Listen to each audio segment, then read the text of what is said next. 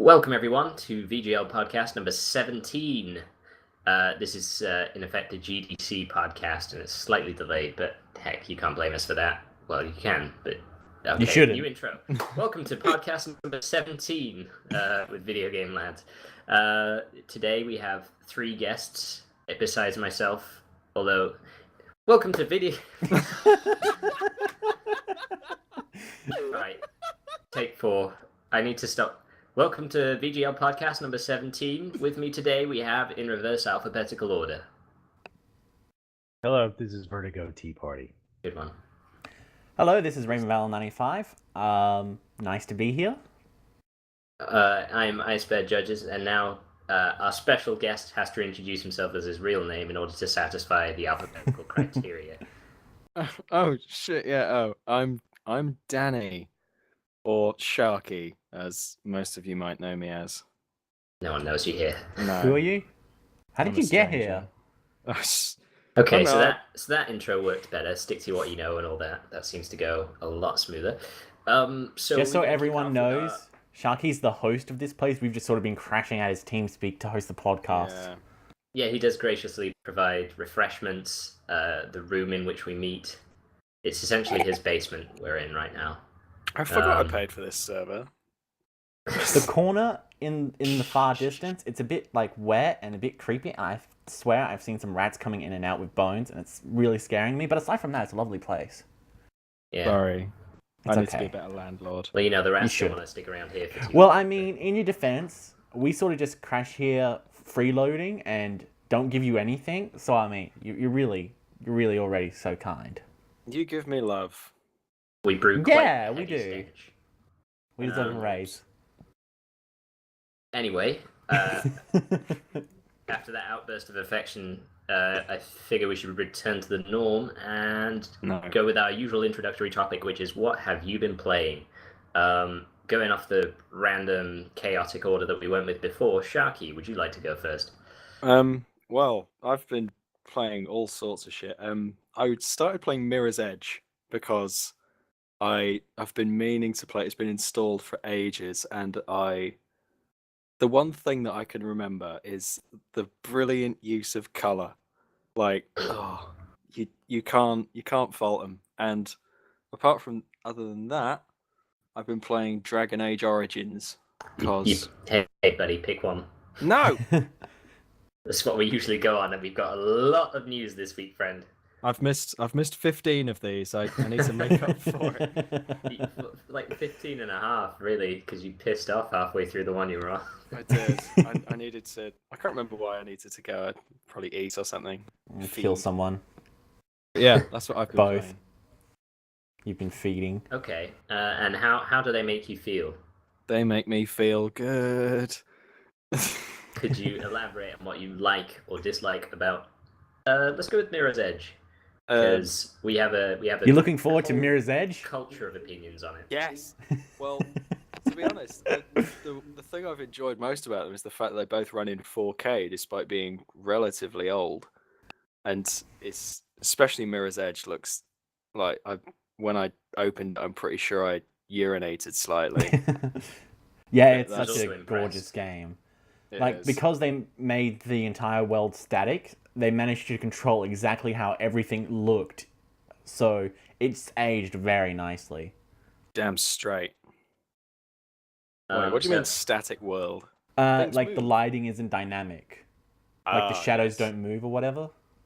Because Yeah. everywhere is lit up full. Yeah, pretty much. I find it insane in that game. They've spray painted the trees white. Roots and everything. It's like, why would you... Why? Who paid someone to fucking spray paint trees white? Supremacists. Yeah. Wow. Mirror's So how Edge is do a you find Sorry? I was going to ask you how you found it mechanically, because it is, to all intents and purposes, a first-person platformer. So, It's- you know, the old Marmite fire guard of the industry. It takes getting used to. Like the first 3 levels, it was a bit janky, but then I sort of got the hang of it, and I started pulling off some sick combos. So it's a pain in the ass, sure. Yeah. I'm sensing some hostility towards Mirror's Edge. I have a from you. minor agenda. Really? I actually really love Mirror's Edge, so let's fight.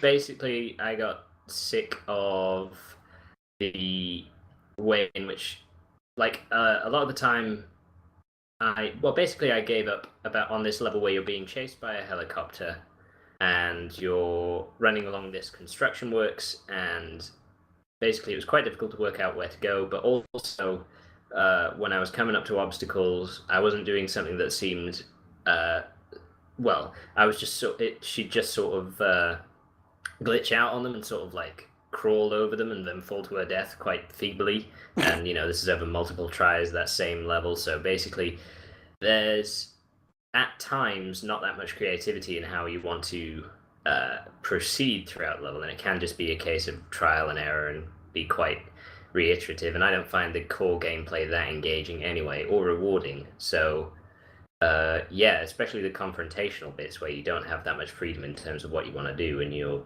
sort of more racing against time than trying to pull off anything, or rather than reach a destination, or pull off anything spectacular. Then it becomes quite janky and not as slick as it can be, and especially in the earlier levels. So given that there was nothing to recommend to the story at all. The story's absolutely wank. Yeah, and the fact that although the climbing mechanics were fun at some points, it was only in the sort of more sprawling open levels that was the case. And like when it became when options became tighter and obstacles began to prove counterintuitive to how the whole game flows and everything, I eventually got bored of it.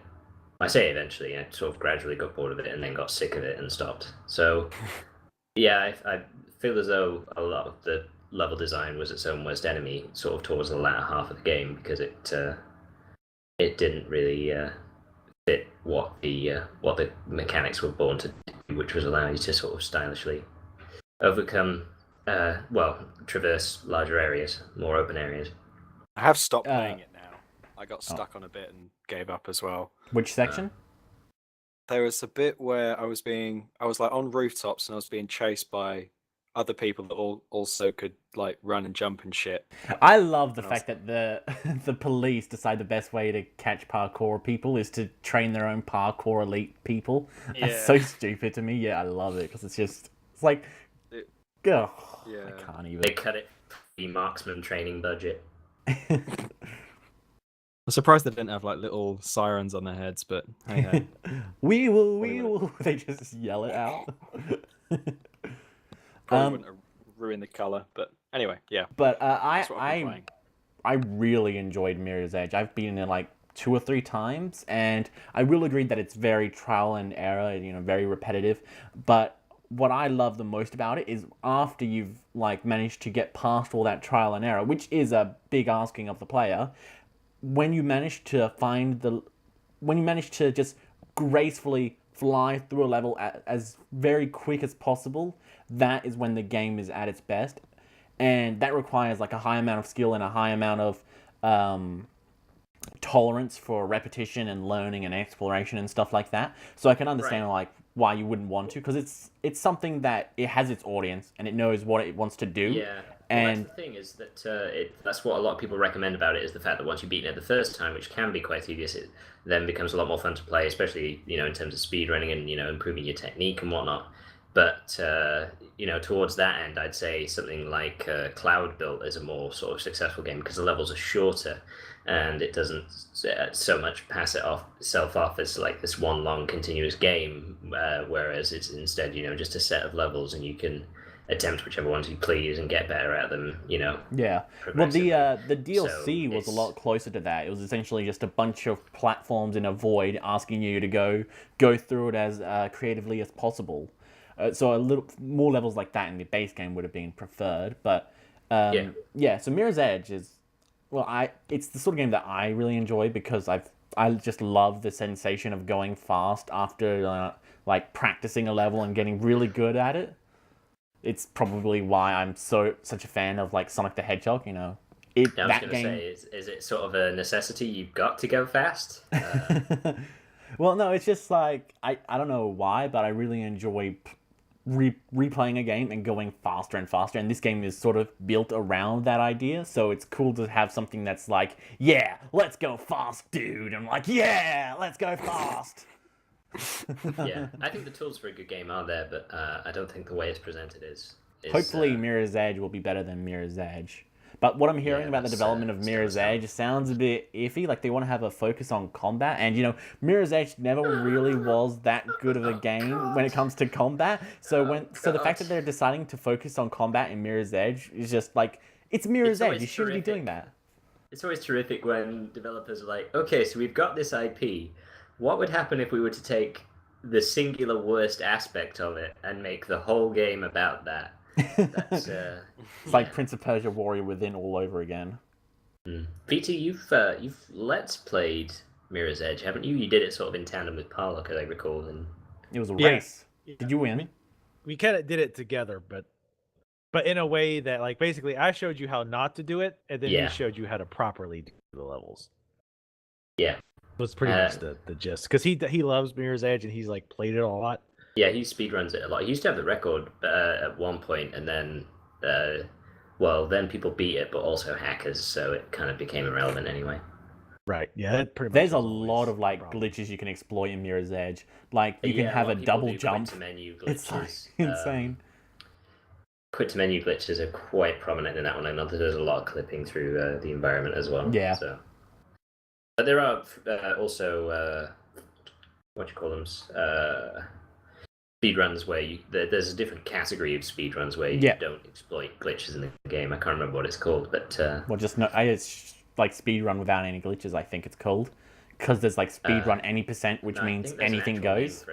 And then there's that's right. And then there's just speedrun, you know, etc. Like my favorite. Did you enjoy Mirror's Edge, Vertigo? Oh, sorry. I was just wanted to say, like, my favorite glitch in Mirror's Edge is the one where they jump, they kick, and then they land on the hitbox that's created when they kick, and then they jump off of that to create a double jump. It's so fucking stupid, but I love it. Sorry, go ahead, Vertigo. Yeah, I thought it was an alright game. Like I said, the story was pretty blah. It was kind of obvious who the villain was. Who was the villain? I can't remember. It was Dystopia McDystopia. Do you ever actually find out? But yeah, it was pretty obvious, and I don't know. So the story was whatever. I think the idea was cool. I like the visual aspects. I thought those worked out really well.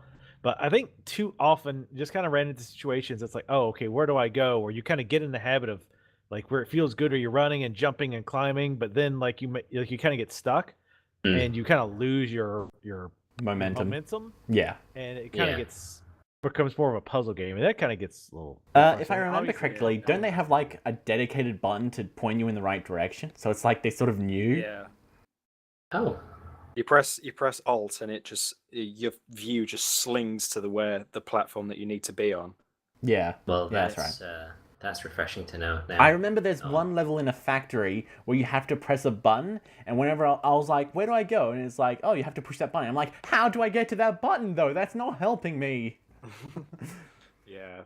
It's very just like, oh, go here. You're like, well, how is what I want to know, but they just don't tell you. Oh, okay. You have to just look for red things. That's what the game's based on. Well, that's the thing, is that, like, obviously half the time the contextual prompts are, like, they could not be more obvious because they're bright red on a background of pretty much pure white. Although I will say that the tutorial was really confusing because that girl was wearing a red shirt and I kept trying to climb on her and it just wasn't working. I didn't understand it. You found the secret mini game.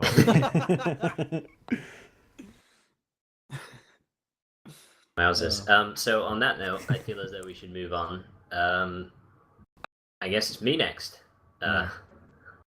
Feels like I'm interrupting when I introduce myself ahead of what other people are talking about, but never mind. I've pretty much just been playing one game for the last... I don't even know how long, the days just blur. But I've mostly been playing Minecraft. Specifically, the Feed the Beast Ultimate mod pack. So the Feed the Beast launcher is a really cool free launcher that has all kinds of different mod packs that have been put together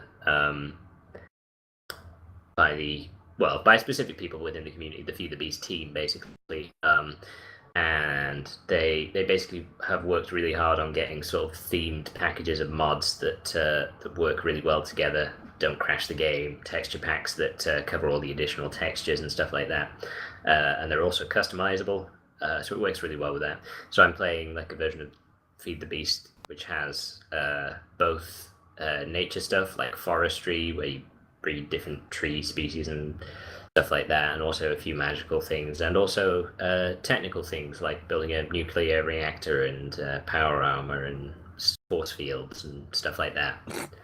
So yeah, it adds an awful lot to the game, which already, well, with the original game, once you get to a point where you have like diamond everything, it kind of stops. Whereas with this, it goes a bit further, and it's also a bit more varied. So that's pretty fun. I was playing Minecraft with my little sister, and we were recreating Columbia from BioShock Infinite. And oh my goodness! Yeah, it was fun. I showed Maddragon; he loved it because it was on PS4. Wish he was here. Guy's sick. Anyway, yeah. I was playing Minecraft with my little sister, and just after a while, you're right. Like it just sort of stops because after a while, you're sort of like, you're just doing the same thing over and over again, and eventually you run out of ideas. But it sounds like that mod really helps with that. Do you think you could like send me a link to the mods, because I kind of want to try it out now? Yeah, sure. I mean, or you can just put them in the do you want me to do it right Google now, Doc. We'll do it after the podcast. It's pretty. If you just Google FTB and then it will just go to that their sounds so difficult though. they have so many things. There's so many different packs as well. Some of them are more stable than others because they do experiment and update quite a lot. But they take care of most of the installation process for you. Oh, that's good. Yeah, it's crazy how much modding Minecraft has, even though I don't think it officially has modding support. Do they have it now? Okay. Well, maybe. I think Dinnerbone has contributed a couple of things to the modding community. I'm sure I noticed some mods and a mod pack somewhere on the Feed the Beast launcher that was contributed by Dinnerbone or had something in it that helped fix a problem they were having or something. So, and I'm guessing that they're fully aware of it and probably do help out. I know Curse recently closed down or something like that. They were a bunch of Minecraft modders. Oh no, wait, it was Craft Bucket. That was it. Craft Bucket. What bucket? Craft Bucket, I think. Okay. Okay, I thought you said something different. Oh, Craft Bucket. Yeah. I mean, they probably went out of business pretty soon, but like Craft Bucket, yeah, just stopped working altogether. They were more server-based mods, but yeah. But no, I would really recommend it. It's if you enjoy Minecraft anyway, because it just adds so much to the game. And I love Minecraft until the point where I've built everything I want to do and I run out of ideas, and then I'm like, I hate Minecraft, never playing it again until like a few months later. Phases, yeah. So I had a craving for a while to play Minecraft because I've been playing a lot of. Well, actually, I've been playing a lot of open world games and stuff, but I didn't have anything that was like creative on that side, and there isn't really much still that quite offers something, except for its thousands of clones, that quite offers what Minecraft has. Besiege, the game Sharky's been playing, seems to be pretty close. It's I don't know what it's about, but I've seen people create like pictures of dick butts, so I think it's basically the same thing. Well, you're basically creating siege engines to destroy like a set target, and there's sort of certain levels, and there's also a little bits of the sandbox bit, but it's not like a first-person thing or a persistent world or anything like that. There was this one thing I saw on Imager. It was like they managed to trap in a bunch of people, and then they put up a swastika, and then they set the place on fire. And it's like, what the fuck is this game? Yeah, people are incredibly creative with that. There's also the classic one of like they create like a human-shaped siege engine that like has a penis that thrusts and spurts out gouts of flame, and then it shits out a cannonball at the end. And have you seen the gun? Crazy stuff. It like actually, like it fires a cannon, and then they fire out, like they use the cannon as like a bullet that falls out after it fires the cannonball. It's stupid. That's such the casing. Yeah, no, there's a lot of creative potential in that one as well. Yeah, but Minecraft, Minecraft, Gary's Mod, and maybe Besiege are like basically the only things where you can really be creative in games. Yeah, seems like most of the time it's like they want you to just get an actual game engine. Yeah. So yeah, that was I've been having a lot of fun with that. I don't want to hang on for it too long because like the How news did it list make will you probably have grown feel? again. like a like a like a newborn child. I don't know. So you were crying a lot and was very scared, and you wanted to go back inside your mama. Shitting, pissing. I don't want to. If I ever get a Pleasure time to machine, have I'm you not again. going back to your birth. Lots of shitting and pissing. Yeah, that's put him right off, Danny. You've ruined I that was gonna dream for do him. it. Like, he was on my list, but now, no, thank you. Classic Ice Bear. Oh. So let's move on to Raven. What have you been playing? I've been playing XCOM, Enemy Unknown, and The Bureau. So, Oh. what a Good games. fun game Enemy Unknown is. Yeah. Let's stick with that one. I really enjoyed XCOM Enemy Unknown. I was amazed at just how much... Okay, so... hold on. I always suck at describing what games I've been playing since I always assume everyone's beaten the game like I have. So XCOM Enemy Unknown is a turn-based tactical... IceBear, help me out here. What is it?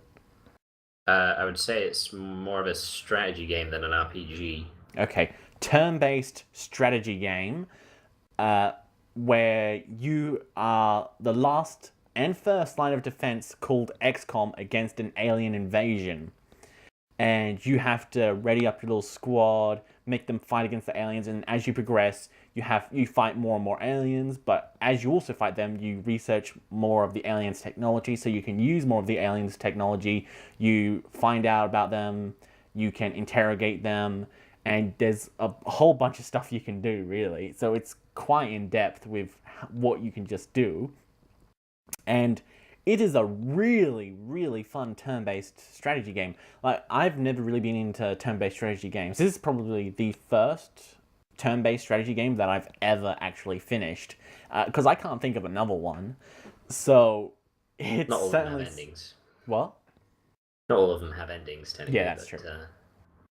Like Civ never ends. Oh, that's good. Can't wait to play that. Yeah, so it's just, I put like 17 hours into it over the course of a couple days, and it consumed me because I just loved every moment of it. It's got this great sort of cycle of gameplay where when you're in the field, you're shooting enemies or you're interrogating enemies, and you're like, all right, can't wait to go back to base and research them. And then while you're researching them or interrogating them, you're like, all right, can't wait to get back onto the field to use the new equipment that I got. And it's got a great, and the cycle just sort of continues on like that. But what I really, really loved about the game was the ability to name your squad. So so your squad can have 5 soldiers in it, and I decided to name them after my friends. That's you lot. Yeah. And it was amazing how much more attached I got to the squad members just from doing that. Well, because squad members can level up, you naturally want to make sure that they stay alive. But then when you added the fact that you name them, Sharky or VertigoTeaparty or IceBear, it's like, I really don't want them to die. Names. What? Sorry, I was just pointing out to the others that that's us, and you mentioned our names. Yeah. So it's like, Very good. They're our rivals. so I was just like, I don't want you to die, because whenever I saw like Maddragon249 has died, I'm like, nope, reload. I didn't want to accept it. I'm terrible with accepting death. Hey, you accepted mine. That's true, but you sacrificed yourself, and that's another thing that I like about this game. Not you dying, the stories that you can tell from this game, because just through natural gameplay, there was a lot of emergent gameplay coming from it, because as I was playing the game, stuff would be happening, and it would just be crazy, like how you get these stories to tell. Like, there was this one section where we had to escort a council member out of some alien territory or whatever, and he was in danger, and his crew was just fucking useless, so XCOM had to pick up the slack. And as we head there, we finally managed to get him, and we're heading away, and it's like, okay, cool. Then I see like a little alien dude, and I'm like, okay, Ice Bear could just interrogate that guy, no problem. Except as we're leaving with this target, what happens is some thin men just drop down and start shooting at Ice Bear because he was behind a car getting ready to like interrogate the other alien. And then because of that, they land a critical hit, and he takes massive fucking damage. And so like my option is I can either get Ice Bear to die for nothing, or I can get him to go out in a blaze of glory, interrogate the alien, and allow more people to live because of his sacrifice. So Ice Bear, in his heroic self, decided to rush next to the alien, stun it so it could be brought back for interrogation, and so we could learn more about its technology. So thank you, Ice Bear. Point that you were... Oh no, yeah, no problem. That was the crucial point you were missing out there. Was that I wasn't actually interrogating it. It was being stunned for later interrogation. Yeah. I didn't leap out from behind the car with a notebook in hand. Like, okay, I've only got one turn, but you're going to give me some answers. No, but as you stunned the alien, you would the next turn an alien from a far off distance saw you and shot you, and there was no saving you. I should have just tased myself and just like taken a nap and played dead. Nobody would care. Like no matter what, you were going to die because there was no way we're going to kill all the thin men and all the aliens on the other side. It was just there was nothing I could do, and I didn't have a save file that was close enough for me to reload because I had like recently saved. So I was like, oh yeah, everything's fine. I can do this. And then it's like thin men out of nowhere. Time to kill Ice Bear. It's like no, I don't have enough turns. You keep telling yourself that. I didn't have enough turns. It was my fault. I do love the way the upgrade system in that game works and how well, how finely tuned it is, really. I mean, because it all makes sense, the upgrades you get, because it's just technology that you get from the aliens, and if you capture them alive, you get more materials and also learn more about their technology. But capturing them alive is far more difficult than just killing them. Right. Yeah, it's a lot more difficult. You also have to weaken them first, which is a tricky one to balance as well. Especially with like the elite mutons who have like 15 HP points. Yeah. Yes, even more. It's ridiculous. More, yeah. Yeah, it gets pretty crazy, and but yeah, the upgrade points are really good because it's crazy like how a simple addition to your squad can make a massive difference. Like going from assault rifles to laser rifles, holy shit, that makes a massive difference. I went from being eaten from chrysalids to destroying the chrysalids. Like, fuck you, I don't want no zombies.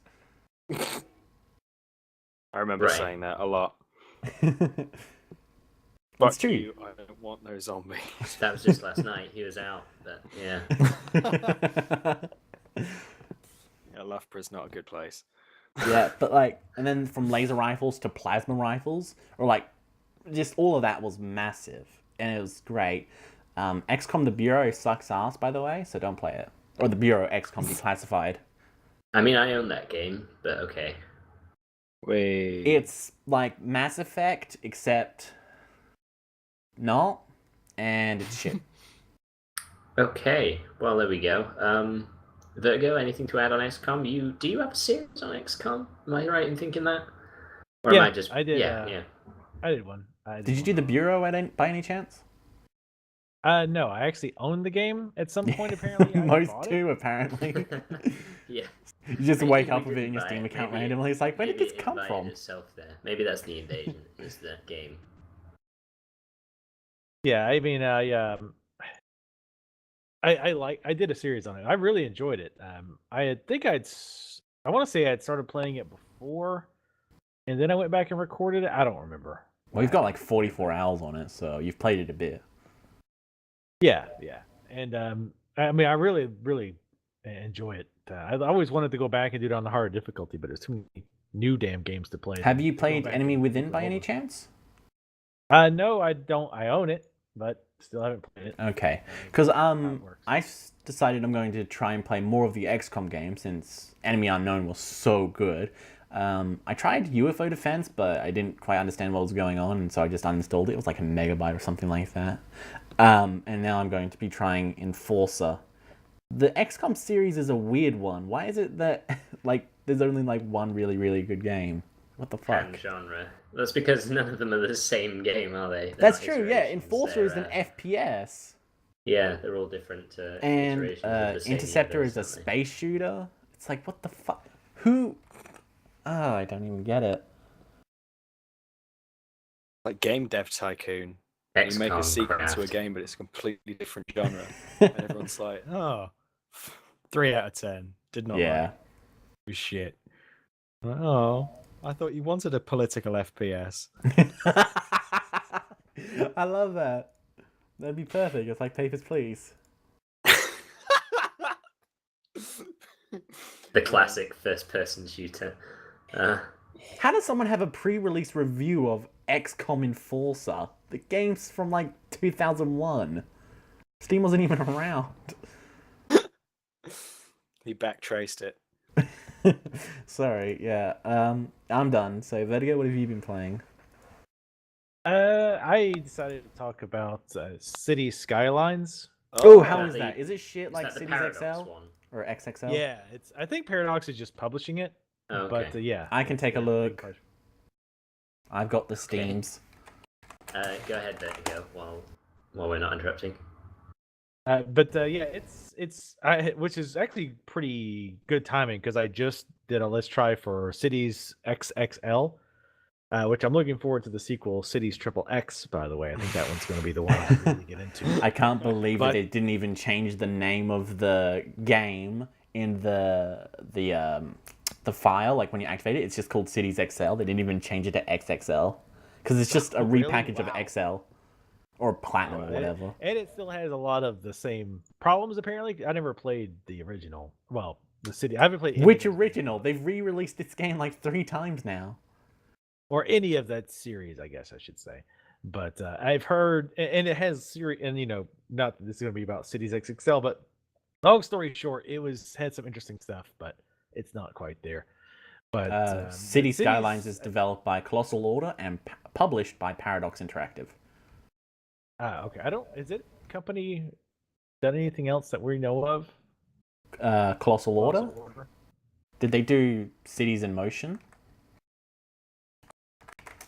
On Steam, it only shows City Skylines. Yeah. so they could have other games that Cities in Motion 2, and Cities Skylines. Yeah, they've just Just been games doing. that aren't on Steam. No, they're on Steam. They're just, I guess, the naming of the on Steam is know. different.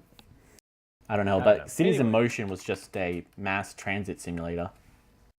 Yeah, that's what I Yeah. heard. I kind of wanted to try that, but transit is usually my least favorite part of Yeah. these types of games, so I never really got into it. Oh, on But, Steam. yeah, oh, City Skylines is sorry. pretty fun so far. I've got a few. How many hours do I have in this? I've got about. We have only 4 hours in, so I'm not Okay. really got that far in. But so far, first of all, it runs well, which is way more than I could say about Cities XXL. More than Oh, anyone God. can say about Cities XXL. or XL or XL Platinum or any of the other re-releases that Focus have done. Right. Yeah. Focus is always kind of janky, but But, Aside yeah, it from runs really Sticks, well, apparently it that's the looks only good nice. game that they've made. And some people like orcs, but yeah. They're Yeah, wrong. I haven't played that yet. That looks pretty interesting. Anyway, It's Colossal Order So- Limited for Cities in Motion, by the way. Sorry, I keep you interrupting have you. to- Yeah, I know. You do have to do things like water Bless you. pipes and all that, which some people may or may not like. The pipe stuff seems to be pretty easy. You just basically have to run pipes under like the section, and it's covered by your water. You also want to make sure not to, pull water from where you're downstream from where you're dumping the sewage, Yeah. which probably not a good idea. But they do keep track of that kind of thing. You can do things like set up districts. So, like, if you are in an area that has like fertile soil, you could say, okay, this is a farming district, and the industries, all the industrial areas, will become like specific to like farming and things like that, which I think gives you a little bit of a boost to how much money they make by specializing like that. So that's pretty neat. There's also a lot of little things that I like. For example, when you're building roads, it shows you gray squares next to the roads to show you how far out you can build. So when you're building your roads, it's easier to plan your roads so that you're not missing. Because you know how like if you make your road square too big, the center area you can't build anything, so it's just wasted space. So it helps you avoid things like that, which is really nice. And at first I was like, man, this seems like a really small area to build, because the new SimCity had that problem where you couldn't have a very big city because the land was so small. But we'll be they're like, talking you about can get that. But then adjacent online lands. play, yeah. Yeah, but you can get adjacent land, and you have to build up over there, and blah blah blah. So, but yeah, it's but I found out you can actually buy lands that are next to you, but it's all in the same zone. You don't like leave and then go to another zone. It actually just unlocks another part of the map, and now you can just expand your city over there, and it's all all seamless. There's no, like I said, there's no loading or switching over to the new land. It comes part of the land that you have. So it looks like you could have some pretty big cities. I don't have a lot of traffic problems now. I hear a lot of people complaining about traffic. So apparently it's going to be an issue down the road. But you can have things like roundabouts. You can have How do the mass roundabouts transit, work? buses. Do they work like real I don't life? know. Or I've I heard haven't some used one yet. complaints about them. You actually have to avoid them, really, because we have them a lot in the UK, and basically what happens is you enter and then just drive around them indefinitely. There's Nothing like that on The Simpsons. Are you telling me that was real? Shit. Yep, that's what happens. You just stay there. Like, Yeah. people leave notes for their families across a roundabout to get to work. Please don't remarry. That sort of thing. Still alive. What a horrible Water plants, request. Yeah. But yeah, I haven't tried one yet because I'm not good with road planning, and I don't know how roundabouts work, so it's not a good combination. So I haven't. Oh yeah, of course, because it's like must be European devs. That's throwing a spanner in your works. Yeah. Yeah, and what's funny is too, Just you can put actually wherever. switch it. By the way, funny you mentioned that, because by default, your drivers drive on the right side of the road. When you're making a new map, you can actually change that. You can make it so they default to the left side of the road. Huh. It's cool to see that you can choose the option to make them drive on the wrong side of the road. Have you ever like tried switching it while there's traffic going and seeing what kind of chaos ensues? It sounds like you can't do I don't that. think you can start once. I don't think you can change it once you've got into the map. Like once the map's generated, I think you can't just swap it willy nilly. Which that would be amazing if you could. The worst mayor ever. Like every single day, it's randomly changed between Like right side a versus Mad left side. Hatter's Tea Party for road laws. Yeah, but it's so far I'm really liking it.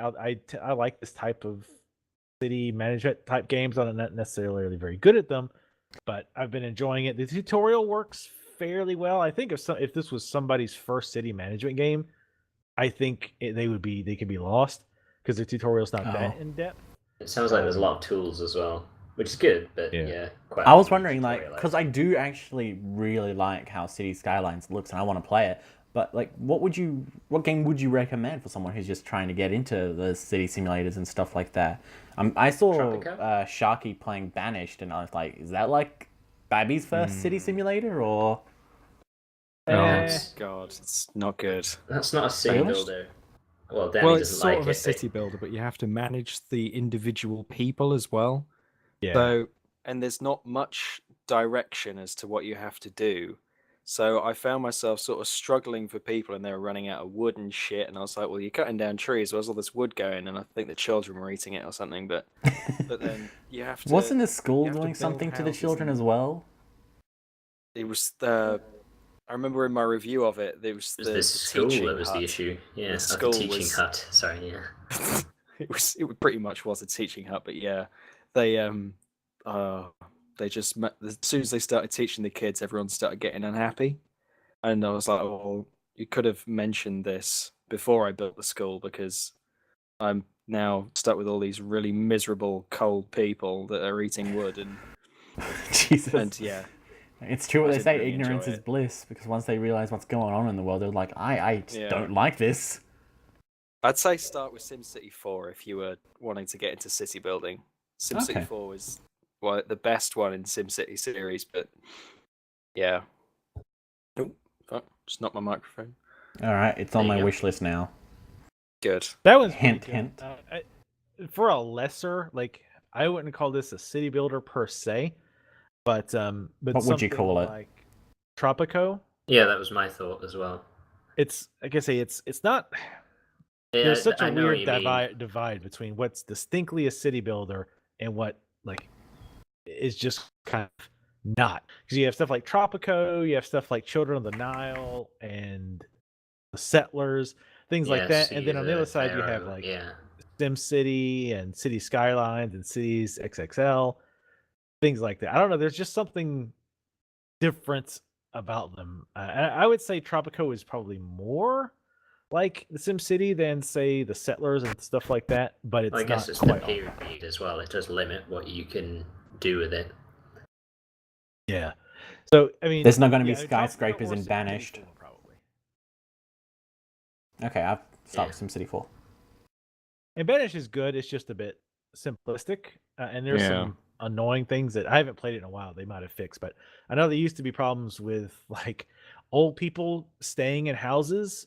And then like the young people have nowhere to move to, so you have to wait for the old people to move. But really, like the workaround was to destroy the house and immediately build a new one so the young people would move in. Stuff like that is just annoying. Isn't that exactly what happens in real life almost? Yeah, it's very realistic. I was just thinking that. Burn their house down to scare the old people away, and then the young people need to move in. Yeah, they don't demolish the houses. That's an additional step. But like, yeah, the younger generation waiting for the older generation to sell their house seems kind of like a staple of that kind of thing. But probably not an issue in medieval times, that's true. But yeah, City Skyline so far, so good. I'm going to do a let's try on it on my channel, youtube.com/VertigoTeaparty. If you didn't know by now. / VertigoTeaparty. It's all about brand reinforcement. None of that backslash bullshit. Your backslash out of my URLs. But yeah, that's my Vertigo ain't no holla backslash girl. Wow. That was a stretch. Oh, that's another one of those tweets, isn't it? So, are we on to the news or more Skylines? I think so. I think it's about time. Is everyone in agreement? Yeah, I'm in agreement. Okay. Where's Maddragon? We need a Sharky, make a song. News! Good. That was good. I like that. Aggressive but on point. I mentioned news. Top of the bill, we have the news that this is mostly like GDC related stuff, the things that were announced there. In fact, possibly almost exclusively. So yeah, anyway, top of the bill, Unreal Engine 4 is free. People can develop whatever the hell they want using Unreal Engine 4, and they pay the grand total of nothing. Yep, that's a besides, really good deal. Bills.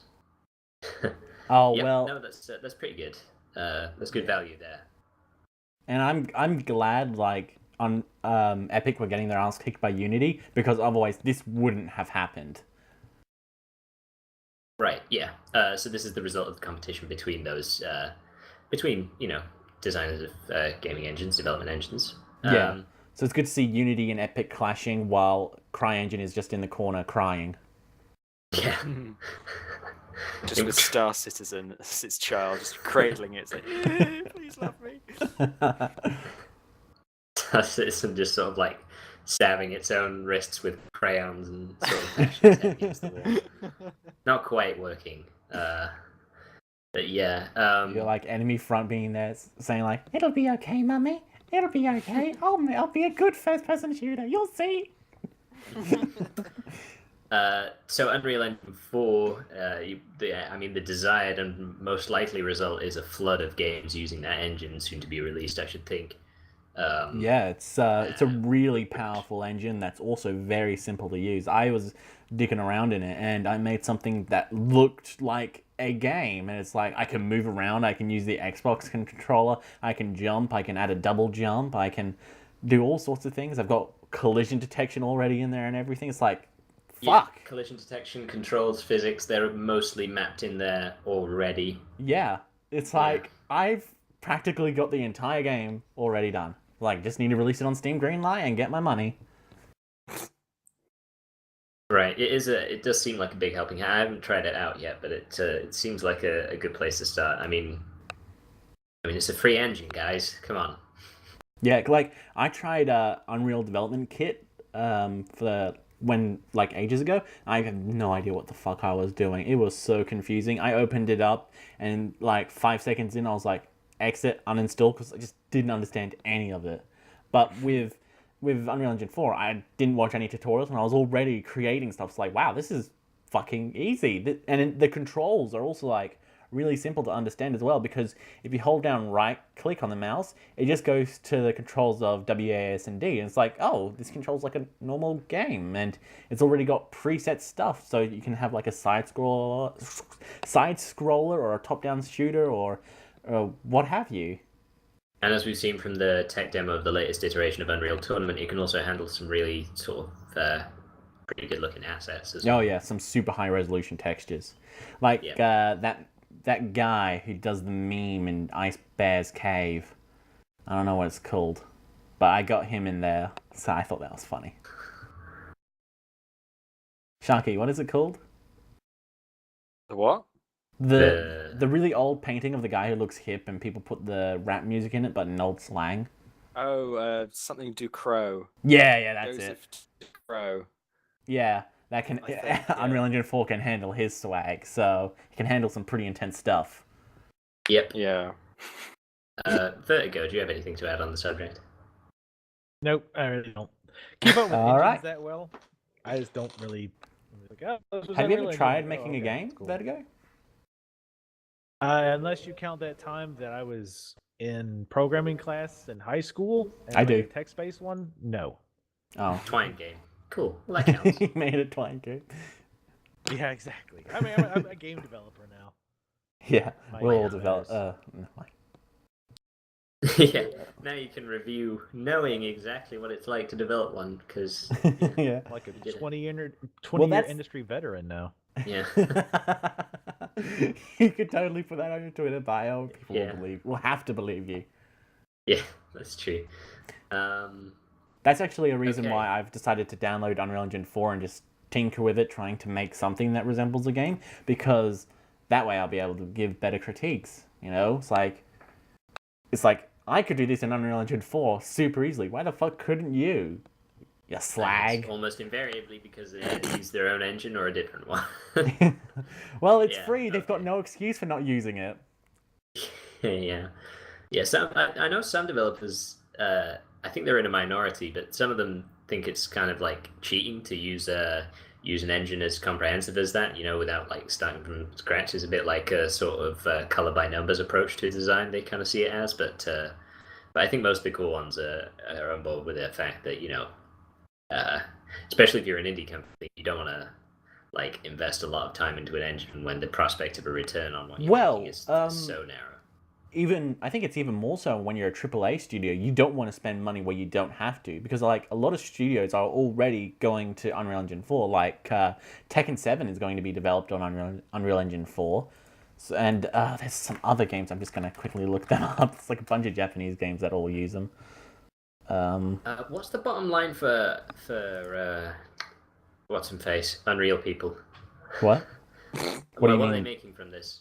So 30% of their revenue, after they've made over $30,000. Sorry, 30% of their revenue after they've made $3,000 per quarter. So every quarter, if they've made over $3,000, Epic will get 30% of that. They get 30%. Okay. Yeah. Wow. And that's like subtracting the $3,000. So if they get like $3,001, that's 30% of $1. So $3,000.70. Yeah. Okay. So yeah, there's an underlying thing to it. I mean, if you're just gonna tinker around with it anyway, you know. Dead Island 2 is on Unreal Engine 4. Cost you nothing to try. You can make a really unsuccessful game for free. Oh, Kingdom Hearts 3. That's what it's doing. Unrelated, by the way, to what IceBear was just saying. Yeah, any excuse. All right, we're going to move on to the next one because we have so much to cover. Next up, Vulkan, formerly known as Next Gen OpenGL/OpenGL Initiative, revealed. Raven, you know most about this. Oh God, I was hoping read an article on I was hoping you would take the lead on this one. Skipped. I know it's some kind of optimization API, isn't it? Okay, so it's basically Mantle. Right. Yes. AMD put Mantle into it, and the entire thing is just about having this open source application protocol interface. I think Vertigo, help me out here. You did a programming class. Yeah, Vertigo, you also have a job that's related to IT, so if you could throw some more buzzwords in there, we'd love it. Platform would be a good one. It's to help create more synergy between different platforms. Yeah, there we go. Right, it really helps to promote some B2B. I don't know what that means. Between synergistic platforms with e-webbing.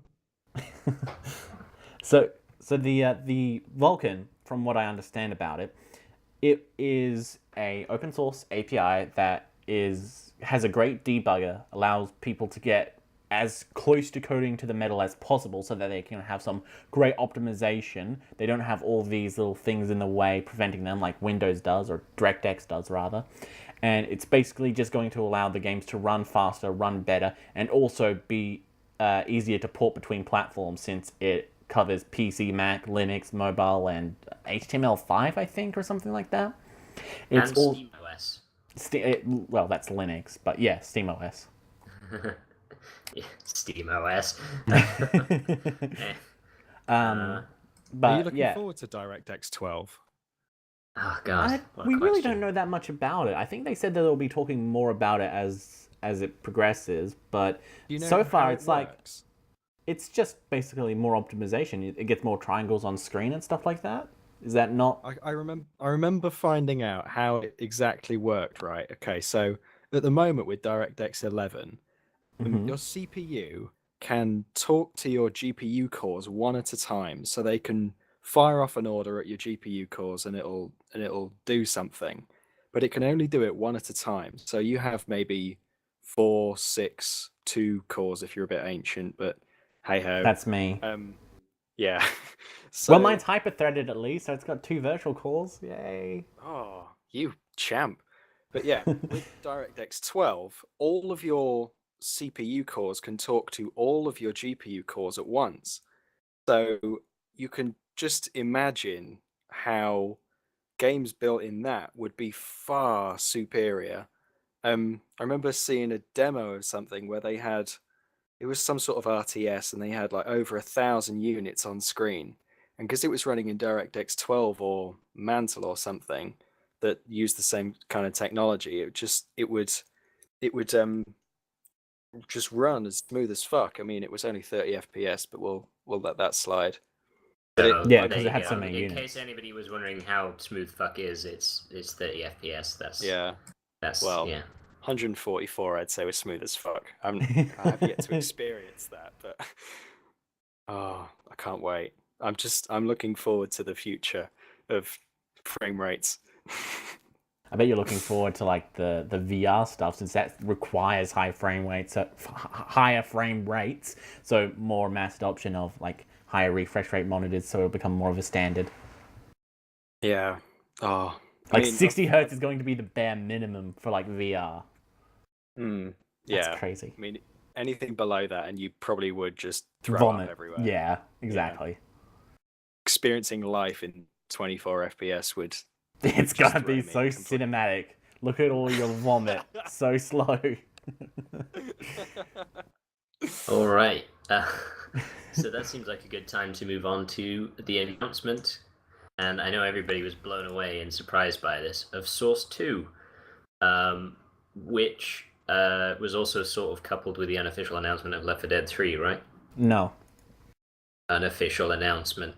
Okay, fine. Apparently, according to IceBear, Left 4 Dead 3 was unofficially announced by no one sometime. Confirmed. Okay.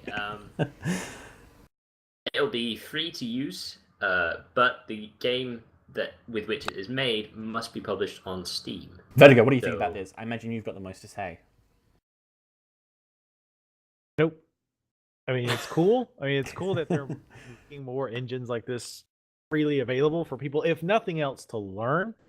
And people to put out games either that they just want to play or have a small audience, or will interest them into learning more and maybe getting a job as a game development, what or game developer. And that's cool, but it doesn't I really am a directly game affect me at development. this time. Yeah. Yeah, no, and the only concern with like obviously a load of free engines is like especially if something has to be published on Steam if it's made with Source 2. I'm not sure about the phrasing in that one exactly. Like, this is the thing that I was discussing with you earlier, Raven, is the fact that because of the clause that says that it must be published on Steam, does that mean that they have to successfully get onto Steam in order to sell on other platforms, or does it mean that anything anybody makes with Source 2 is just going to make it onto Steam and we're going to be flooded with really shitty games made in Source 2? Yeah. That's I'm not sure how they'll do that.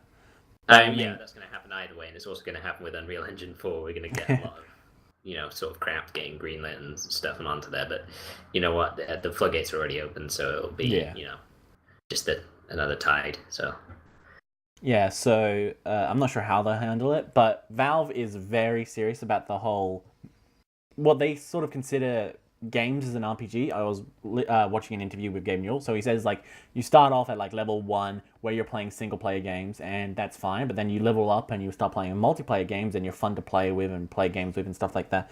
And then you get to level 3 and you start creating content for games. So you start creating hats for Team Fortress 2, or start creating mounts for Dota or whatever they fucking have in that game. And then you level up from there and you start just making games in general, and you start making games for other people to enjoy, and then it sort of continues that cycle. So they want to try and encourage people as much as possible to create content, to level up, to create games, because they want more games on their store, they want more products on their store. That's how they work. So it's in their best interest to make this free so that the most amount of people can create content for their store. So so far, I can see that they're encouraging it slightly, but that sounds an awful lot like something that just already happens. Like people play games and then enjoy them and then decide to create stuff.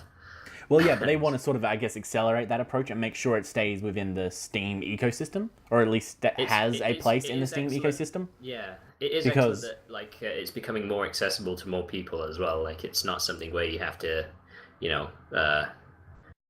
I don't know, give up your job or something in the because like the Steam Workshop, like invest heavily into an engine or something like that, so you're immediately thinking about how you're going to recoup your investment into it. Whereas with this, you got the tools to learn and possibly even profit. Well, and a lot of people, and a lot of people who want to jump into this type of thing are, they play games and like, hey, it'd be cool if I made a game, and they start to dig into it and find out, if you want to make Unity is like, $100 or $200 or $500, whatever the hell Unity is, and all these other engines are super expensive and stuff like that. Yeah. Well, that's why they say like it's a level up process. Turned off by the whole idea. Sure. That's why they say like it's a level up process where you start with like user generated content. So that's why in their mind that people will download Source 2 just to like say like, I'd like to create a little hat or something like that. I'd like to have my own little hat to play with in Team Fortress 2. And then they hope like from that they'll get money from that. And then that person will be like, wow, I'm getting a lot of money from this. I wonder what would happen if I made more, or if I, say, decided to like make a game. Because I imagine Source 2 will have an asset store or a marketplace like Unreal Engine 4 and Unity does. So then they could spend the money that they made from the hat that they sold, and then make a game from that, then put it on Steam, make money. And like that's the grand vision I think Valve has. Because Valve's fucking great about the long-term plan. Yeah, that's the thing, is that it's useful that they're not lazy about the fact that they have pretty much a monopoly on PC gaming now. Well, the only reason they have a monopoly is because they're the best fucking place. Like, as soon as they mess up, everyone's just going to go to the Pirate Bay.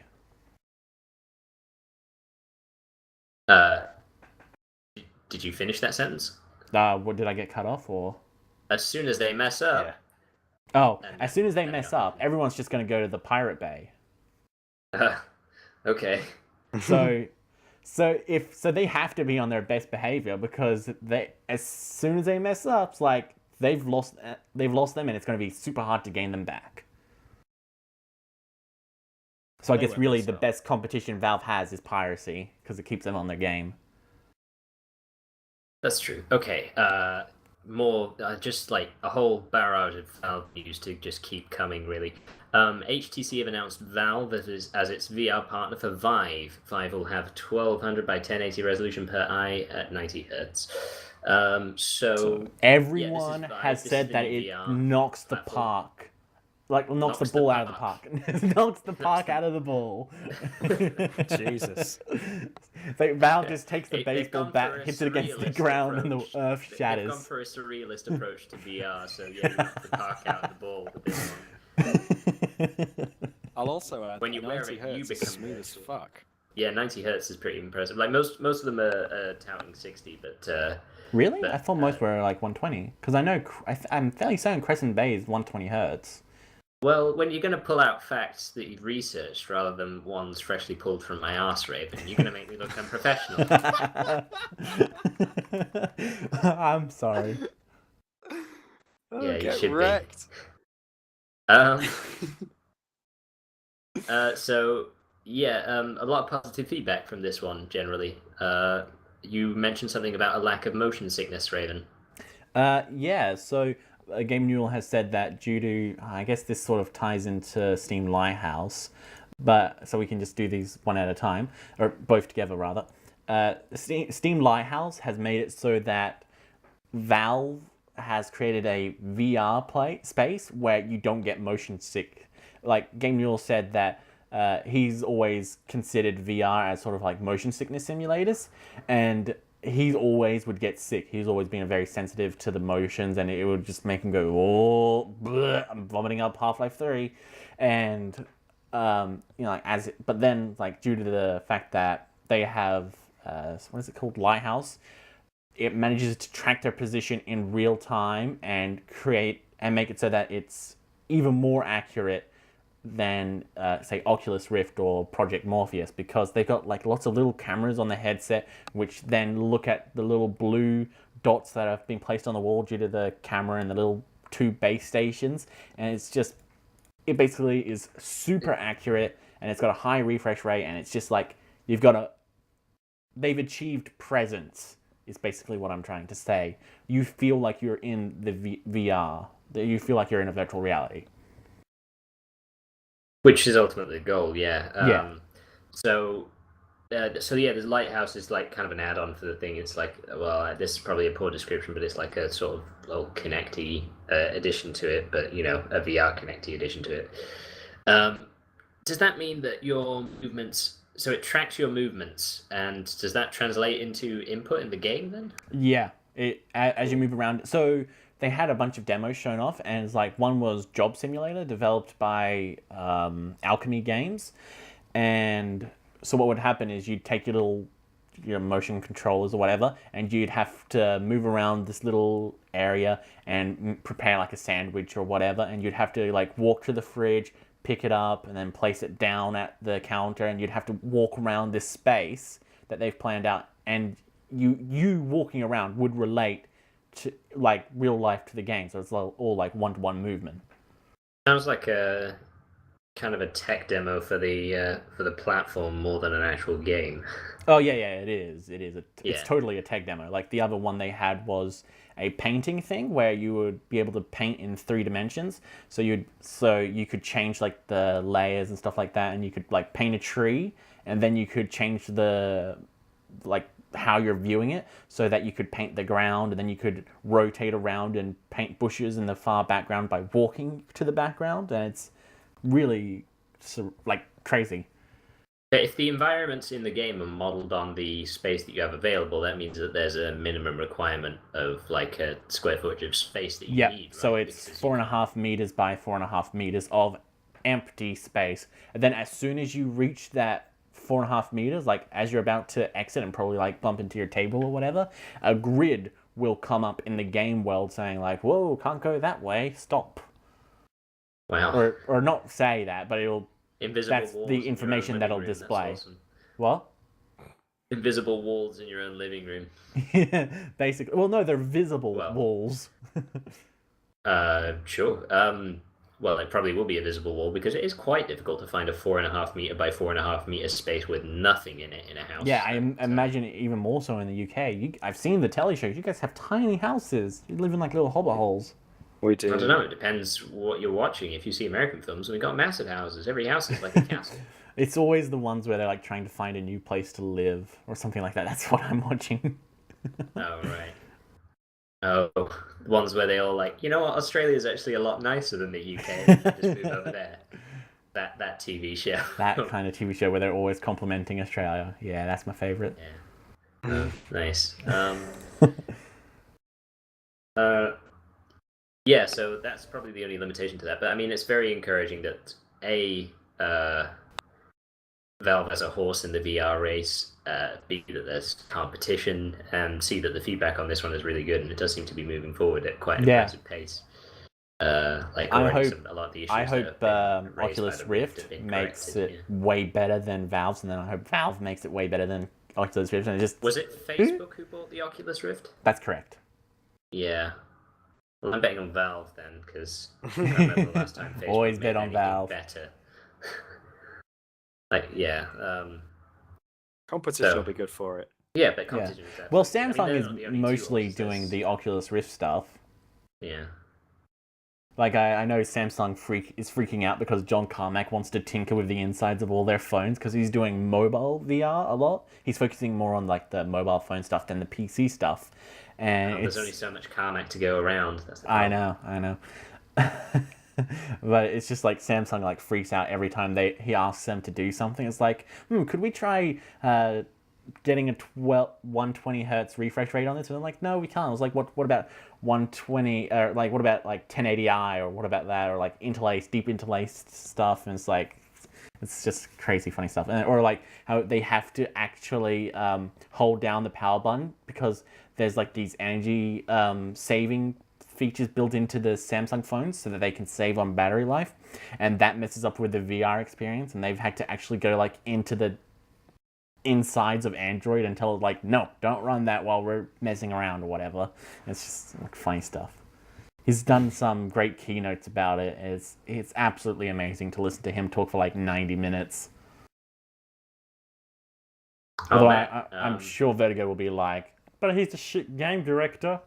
Yeah, I agree. Sure is. Hello, I'm VertigoTeaparty. Do hereby state that he's a terrible game director. So That I was a do. damn good American accent. Thank you. But I've been working on it. It's sort of progressed across the podcasts as well. Wait, you mean that wasn't Vertigo speaking It's like just it's now? almost like your representation of the American accent is itself crossing over the various countries and eventually will land in America. I'm very much going on a cultural tour of the world. It's a cultural tour through your throat. Yeah. Because I just sounded like Maddragon a whole lot there. Yeah, that's true. That's very true. Well, yeah, I mean, you guys have more in common than you realize, I think. Sometimes I Yeah, like feel like you I'm live the in only one like who what, sees it. Texas? He lives in Wales, practically the same place. Yeah, I was going to say, Georgia and Wales, but yeah. Same thing. Yeah, Georgia, Texas, right. It's exactly the same. I don't Georgia, understand. Yeah. I'd give your accent an 8 out of 8. Thank you, Danny. And he gets paid for it, so there you go. No, I'm not doing anything. Shut up. What are we on? We've kind of covered the Lighthouse, so I'm not going to go back to that, but Steam Link has been announced as well. This is a separate thing. It allows for low latency streaming at 1080p and 60 Hz from any PC or Steam machine, because of course we all have those, to any room in the house, available this November for $49.99 US. Yeah, I like the idea of that. I mean, I've already been just like streaming from my gaming PC to my laptop whenever I want to play on the big screen, but this way I won't have to take my laptop and I could just use the Steam Link and then have like a family member use my laptop if they want to dick around on it or whatever. So yeah, that sounds pretty cool to me. Yeah. I want one. Yeah, I want one I too. think. Like, Gang Beasts would be brilliant, like, on a TV. That's exactly how I played it with my mother and my brother and my sister. Because after watching your Let's Play of it, I bought it for my sister, and then we all played it together on the telly, and we're just like fucking laughing our asses off at it. So good. That isn't it? headless feature, though, or the headless costume, Oh. not an advantage at all. It sounds super good, but it's not. It's terrible, especially on keep moving track. sections. Like, there was the one bit where you're on the trucks and you have to avoid stuff. It's like the head will just roll off of the truck and you die. of course it It's like, what the fuck? Yeah. Needs work. Yeah. That, Well, I think it's there for the novelty, but Have to Yeah. keep hold of it like a basketball. It's like, ow, Yeah. ow, it would ow, be good if you started with it in your hands, at least give you a fighting chance. But I should have an all headless match. ow. Just I feel a series coming on. can you play local and online at the same time with that game? Because I'd like does to it have join. online? I don't think it I don't. has. Oh, That's the problem with it, is the fact that it's early access. It's it's a couch multiplayer game, but obviously it's on PC. So the Steam Link or streaming from your PC kind of fixes that. That's how we played it.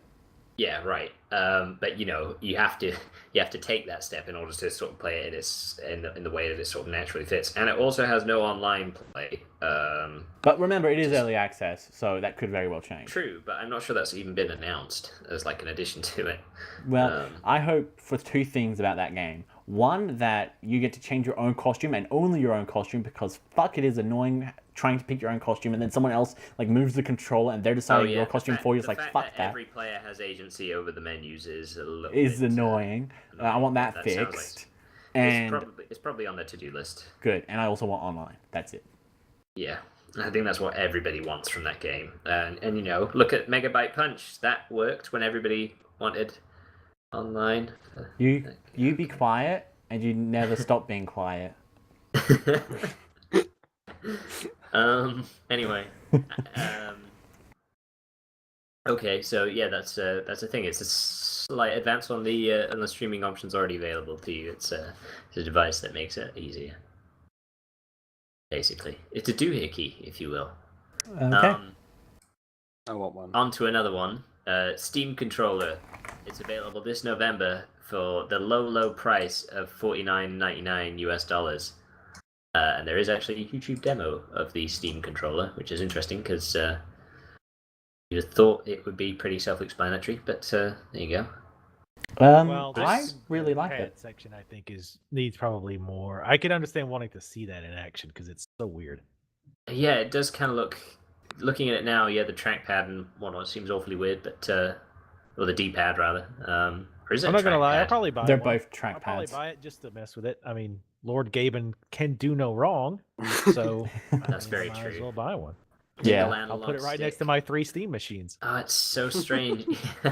You like just like Maddragon's the Vita guy. You'll have Gaben gazing down lovingly from the heavens, just like caressing the monitor image of you with your. You'll fall asleep on your products. Steam machines. You'll get rid of your bed to have more Steam machines. And you'll fall asleep on those. Yes. You'll sell your car tires and prop them up with Steam machines. Your pillow is a Steam Link. It's more gas efficient this way. I know it. Just My take car out is the- Steam powered. Get rid of the engine. Put in a USB with Source 2 on it. It's the only engine you recognize. Yeah. But I'm really looking forward to this Steam controller because there's a lot of games I want to play that work best with a controller but don't have any controller support. So this will fix them because it has built-in control support for like everything, since it's basically just using keyboard inputs but as Steam controller inputs. It's really cool how it works like that. And Are they all wireless, or are they like wired and wireless? Are they mostly? I think they're for wired charging and wireless wireless. when you play. Oh, all right, okay, they have separate ones, or they both. I'm they're not both entirely sure functionalities on that in one. actually, but I've only seen wireless. I hope there's wired. I assume there would be. Yeah. Or at least some sort of like how like the PS3 and PS4 controllers work, how you have the option of like it's wireless by default, but you can put in a charging cord so it charges, or you can just leave it that way so it never goes flat. That's how I play. Yeah. I think you used to do that with my wireless one. Or Danny definitely did with his old Xbox Yeah. ones. But yeah,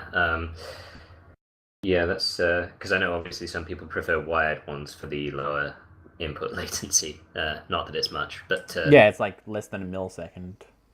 still though, it would mean a lot to the Flash. That's for sure. That's true. You can think in less than a nanosecond. God, this is taking forever. Classic Flash. I think we've actually sort of leaked the Flash's true identity as Vertigo there. Well, let's just make sure we Or don't leak Recheck. Vertigo's identity. Yeah. So, yeah, a lot of Steam-related things coming out soon. I'm looking forward to Danny- the majority of them. Yes, they'll seem pretty interesting. I don't know if I'll pick up the controller or the Link or the Vive or Lighthouse. Well, but I'm sure Sharky will, so you I can may just play him get at his house. that's pretty much. Yeah. I can't. He's like the canary down my technology mine. Oh God. What? He's a shark Anyway. down your technology mine. That's the best analogy for me I've ever heard. Danny's hard of Canary. hearing, obviously. Canary and bear, make it so. Something fails and I die. Just pass out. Because the gas got to me. Oh my god. Yeah, if there's any dangerous gases released by like the Steam Link, machine controller, Lighthouse Vive, then Danny will let me know.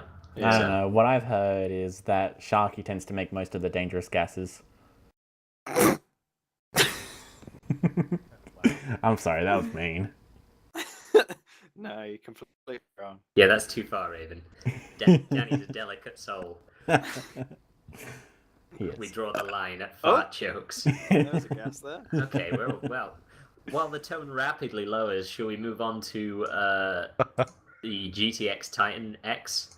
Yes. Yeah, sure. That looks really good. Yeah. They haven't revealed much of the information yet. It's going to be mostly revealed at the new Except the NVIDIA convention that they're holding or something like that. is it But 12 gig of video memory? What's 12 the- gigabytes of GDDR5 memory Good and lord. 8 billion transistors, and it's a full card, so it's not so you can SLI it as well. Yeah. 7 gigahertz the memory is as well. It's gonna be filth. It's Yeah, I. Danny's getting one when It's it like comes going to be out like in the $1,000 or something, probably. Yeah. Danny's Oh must my have God. $300. Jesus. Dollars. And I'll just be stuck with his old 760s unless I get impatient and buy something else in the meantime. Well, not to get off topic, but if you look at the 980s, I think He that's was what I have tempted now. by that, but they were postponed to the. Wait, you have 980s? I have a 980. I don't Oh, have like Yeah. I mean, that would be awesome, and I have considered it. Yeah. Because I'm very smart with my money. Is it But, the later 980 that's been delayed till 2016? Yeah. Is the 980X? I'm sure that's what he has. 980 No. Ti. Oh, TI, that's the one. No, I have the no. I have the GTX 970 because Oh, Oh, okay. Yeah. I'm bad at keeping up with the numbers. But Yeah, no, it's okay. I but can yeah, use them all the time. but That was the yeah, one I with have that the- one, and what? Go VT. You go VT, and then we'll You go, VT. Yeah, come on. Don't let him get you down. hit it. Feel it. Come on. But yeah. Anyway, that card is not very expensive, and it's pretty nice. Like I'm really liking it so far, and I am considering getting another one for things like Witcher 3. Run it at like max at 60 frames a second. 4K resolution.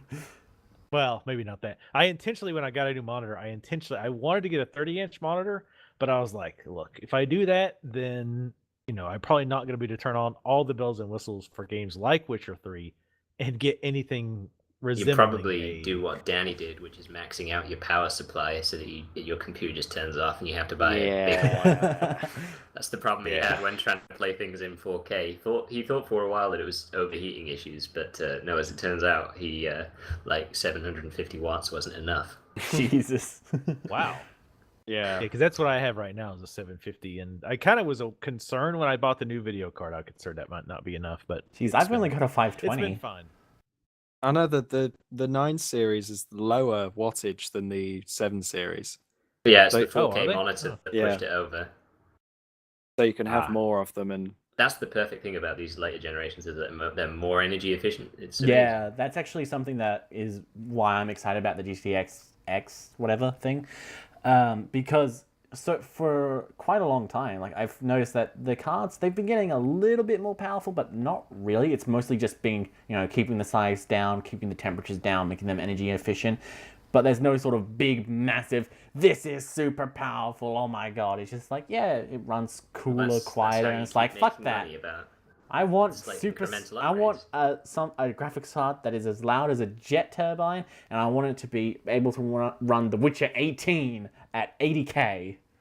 Well, there you go, GTX Titan X. I hope you're ready to plot down like 1,000. I also want it to be affordable. Whatever it is you people use.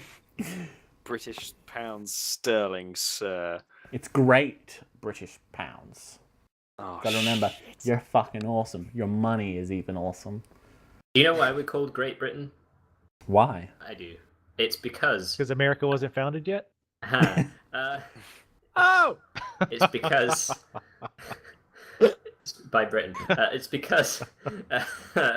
If it was, it would just be Meh Britain, but go ahead. Okay, why is it? It's because the part of France known as Brittany, that was around at the same time. So they were but it was basically like the old name. There were the two Britons. There was the one in France, and there was also the British Isles, Britain, and it's slightly bigger than Brittany. So it's Great Britain because it's bigger than a small part of France. Oh, you learn two something parts shit every day. That's gonna suck for the Frenchies. So first of all, the only reason I knew that, I knew that Brittany existed, was because I watched Northern Lion doing Europa.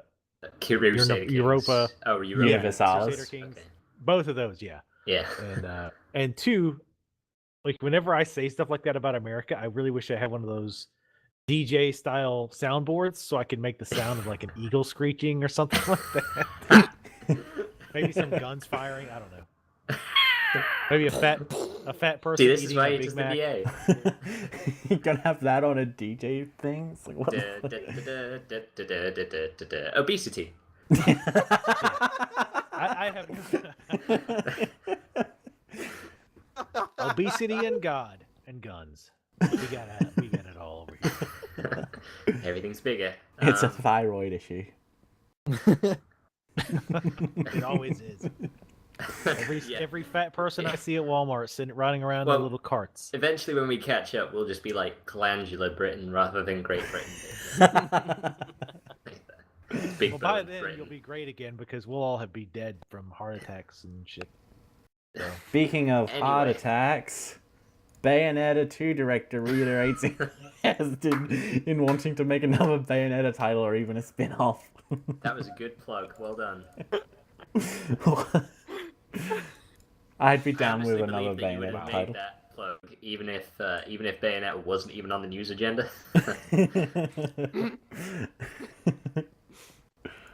But yes, new Bayonetta 2 or a new Bayonetta. I would love to see this. They don't necessarily have counterintuitive naming processes. They might even call it Bayonetta 3. Who knows? They need to have an HD remake Bayonetta 2. Yeah, but it's in HD. But that way they could say, hey, we're just making, hey Nintendo, it's okay if we do this, but it's not Bayonetta 2. It's Bayonetta 2 HD remake that we're putting on PC. You guys can't get angry about it. Well, that's basically how they managed to get Sega on board. Whispers of a Bayonetta PC release. There were whispers on it. In previous. No, so podcasts. Hideki Kamiya posted him playing the PC version of Bayonetta with NVIDIA 3D on, and that's it. He fucking tweets a picture of him playing it on PC with NVIDIA 3D Vision and having a working PC version, and that's all we've ever gotten. It's like, what the fuck? I want that. Just for me, though. Yeah, just for me. I'm not gonna hold my. If you ask him about it, he'll block you. Block you, yeah, exactly. That's happened. But yeah, I would definitely love more Bayonetta games. I would absolutely love more Bayonetta. Like, they're also talking about a Xian spin-off on 3DS. I'd be down with that too. Like a Star Fox style game starring her. I'd have to actually finally buy a 3DS. Yeah. It's like, whenever Platinum makes a game, I've just got to own it. Like, so far, I currently own every single Platinum game ever developed. I'm not looking forward to Scalebound coming out because I've got to buy an Xbox One. Oh no! Is that Xbox One exclusive? That is Xbox One exclusive. Is it Xbox One exclusive in the sense that it's going to come to PC 6 months I later? really hope it is. I really hope it's that type of exclusive because You're I not don't gonna want to buy an Xbox One for just Scalebound. So yeah, Well- I would wait a while for it to release on PC because I'm pretty sure it will. I don't know if I can wait Well, though. No, see, here's what's going to happen. I'm going to buy Scalebound on release and then keep telling him how amazing it is. You until he motherfucker. buys one. Raven, you can hold out for Yeah. what will that be? Like 12 podcasts? You can take that much. No, I can't wait like 24 weeks. You can do it. You can do it. Bereave. So yes, there's a God, there's a chance that there might be another Bayonetta game, and I hope so. that's a good thing. I'm looking forward to our upcoming series on it, or a newly released series on it, depending on it. I think that's one that we're going to do soon. Yeah. Somebody's going to record a Bayonetta. Vertigo, and we're gonna record it. Do that on VGL. You know, I'm actually probably going to get a Wii U. game recorder. No, I actually have a Wii U. Oh. I bought it for Mario Kart, oddly enough. But I Not bought it for Bayonetta 2? anyway. You got Bayonetta 2 though, right? Yeah. Oh yeah. I Okay, got it. good. I'm actually getting pretty close to the end now. Finally. I've only got, Which like, section 3 are you or up 4 to? chapters left. I don't remember. Okay, because I finished just it ages ago. It's fought my game of the year a boss. for That should tell 2014. you. I fought a boss. That'll tell you. Okay, so you're either at chapter 1, the prologue, or anywhere between there and the end. Yeah, somewhere in there. But Okay, yeah, cool. it's- Spoilers. Yeah, I think I. Spoilers, yeah. But I mean, the only thing that worries me is that Bayonetta doesn't. Even Bayonetta 2, I don't think sold very well. Nope, it but, sold I like mean, the crap. people who love I'm it fairly love it certain the because- Legend of Korra sold better than it. Because on Oh, God, PC how alone, is the that Legend of possible? Korra sold 50,000 units. And it's on like Legend of 4 Korra other is multi-platform, so yeah. It's on Immediately, 4 already other gonna platforms, outsell it. and Bayonetta 2 only sold like, what, 200k in North America or something like that? Well, the only saving grace as far as that goes is Hideki Kamiya, if that's his. Is that how you say his name? I Yeah, think Hideki Kamiya. Close enough. Close enough. We know it. The banning guy, or the block guy. I've seen him say repeatedly, other than block, is to say that he doesn't really care if games sell that well. Like if they like doing it and they can, make enough just to keep going, he doesn't really care. They'll just make whatever they want to make. It That doesn't sounds have like to be, a sort of Nintendo console philosophy. Who cares if it doesn't sell? Well, anyway. it's good Well, though, as long as because it's, they do have recoups games that our sell, costs, thankfully. it's fine. Specifically, like Metal Gear Rising, which sold really, really well. I'm amazed at how well that sold. I think it sold like 1 million on consoles and 500,000 on PC in 1 year, with like a year late port. So that's pretty damn good. But yeah, I mean, I could see this series go forever because I just love the series. I like most of the characters. I don't like that kid in the new one, whatever the hell his name is. The car. Oh, come on, kid, love. The little. That Oh one? God, no! Oh, I'm gonna smack the shit Hello, out hello. of It that kid. sounds like a voice acting job in the works, so it does. that's like how he talks though. Come on, love. I'll It take you is. to Like, hell. He constantly says that. What love? But Oh, yeah, right. no, it was so, yeah, okay. great I like games. Cheshire. I want to see them keep making them. Well, I don't know. And I don't know that's if, the other if thing that kills Platinum me have is- it in them to like stretch out a plot so that they can just keep making games in the same series. I don't know if their writing team will have like the ability to do that, to draw something out to that extent. Right. Okay. One other thing I saw them talk about, again, this was in complete vagueness. They weren't saying, "Oh, this might be in the works." Was like a crossover between Bayonetta and like Dante. Obviously, Oh, a would Capcom have to producer be in or on that. someone at Capcom said that they would love to do it, and it's one of their dream projects. Yeah, That would be I- freaking awesome. I would Hmm. fucking love that. Even though Jean is You could- basically and just then, like, Dante. once you beat the game, like maybe you could unlock Bayonetta, Dante, Jean, and Virgil. You could Devil play May again, Cry. again as any of them. Bayonetta Devil may May cry, Cry. Emphasizing. or witches may cry, I guess. Because Bayonetta's a witch. Or it has co-op, so you could have one person playing as Bayonetta and one person playing as like Virgil or something. Yeah, that would work because you've already got Take Team Climax, so they just do that again. That'd be pretty cool. We should get on the phone. Let's all tweet Hideki. I don't want to do that because I For that like being fleeting unblocked by second him. before he bans us. You are blocked by him. I never say anything to him.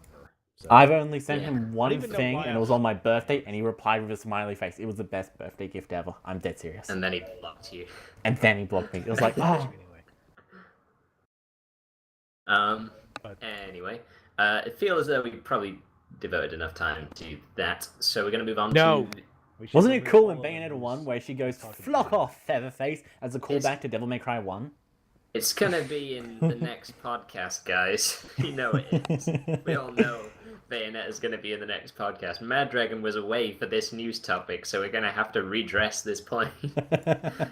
Alright, we can move on. All right, okay. The NVIDIA Shield Android micro console has also been announced, and it will be on sale for $199 US dollars. US dollars. Yep. Just to break It's not it Australian down. dollars. Yeah.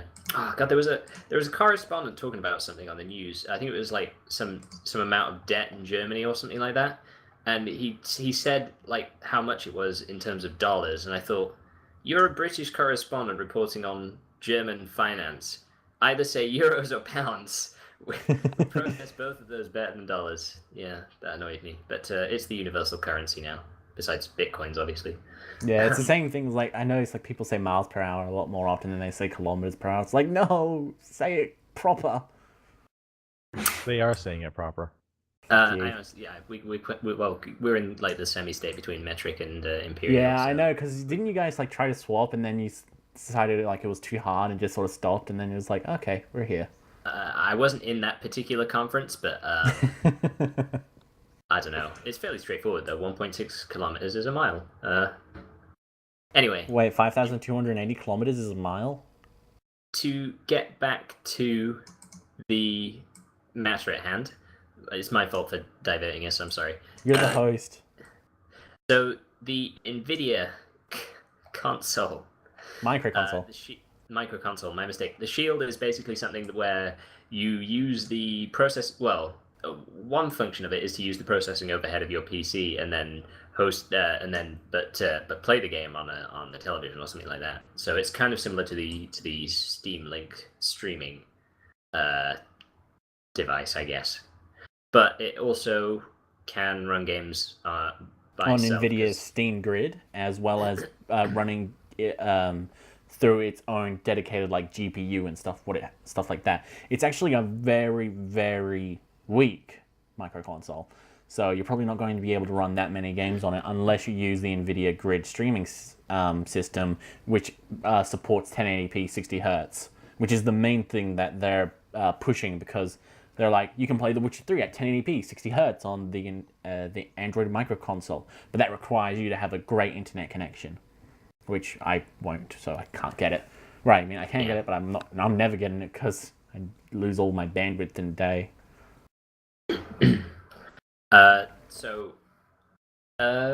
Yeah, I mean, I sort of get it. It's like a little bit technical, but or well, at least I'm not very good at understanding it, but it seems like an interesting enough thing. It'll mostly rely on you having basically a more powerful computer to host the video processing, but it's it comes. It's a console. Yeah, it just seems like a console that's using the Android store for most of its like support. But you know, the Android stuff, like a lot of games don't have like controller support, and also a lot of them just generally kind of suck. Or at least like for what sort of games you expect when you sit down at your big telly with a controller in hand. It's like your expectation has changed. You're not expecting like something to just like pass time while you're at the bus stop. It's like turning on all your electronics, sitting at your telly. You're not going to play cut the rope. Yeah, right. I mean, at its best, it's going to be kind of the case where you have all the convenience of a console, but without sacrificing image quality. But at that point, I think PC you'd is probably supposed to better off stream. getting like a Steam machine, and even then, like I think you'd be better off just building your own PC if you want a Steam machine. Yeah. What you do is you be rich, buy your own house, and have a PC downstairs in the front room plugged into the big TV, and then it's fine. So yeah, that's what we recommend. Slightly more than $200. I don't know. That might be what a house costs in the US, but I heard they're about $40 for a house. Yeah, super cheap.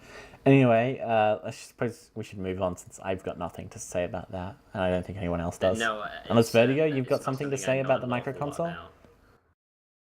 No, just I'm not expecting it to do anything. Yeah, same. Well, I think it should do something. It'll like turn on, have functions. Well, I mean, the and stuff. Nvidia Shield itself, like the actual thing, like before they decided to call this new one Nvidia Shield, like that was actually pretty meh. I don't know. Oh, but then they brought out something which was especially average. And Yeah, I was just like, I don't know what they're expecting. yeah, like there's not much of a market for this, that's for sure. Yeah, Because it basically already requires you to have a pretty decent PC. and then if Get you have this one, you're just out going of to it. use that instead of using whatever Right. it is. Because There's only like certain the games that you the would biggest actually advantage bother to of use the previous Nvidia Shield was that you could take the game and play it like while you're sitting down or something like that. And I mean, I guess you still can, I think, but it's like, why not just get the controller then and just ditch the micro console? Like, I don't see the point of the actual micro console. The controller that is still the basically most seems to be important it. thing. The microconsole seems to be like the same edition as the Steam Link, and the controller just goes with it. So basically, you could get a Steam Link and a Steam controller for $100 or whatever. Yeah, no, $100. Or you could get the Shield micro console for $200, and you would basically have the same functionality with both, right? Basically, well, you're missing the Nvidia Grid streaming stuff, but aside from that, yeah. Okay, so it's a different kind of streaming thing, but I think we should just move on. Game of Thrones. Okay. Oh yeah, God, why wasn't I moving on to? Yeah, I was wondering. Game of Thrones license is one I would consider, says Paradox CEO. Duh. That's about the response to that. Yeah, I wish it was more of a story than that. Like, but seeing as we'll maybe do another bang.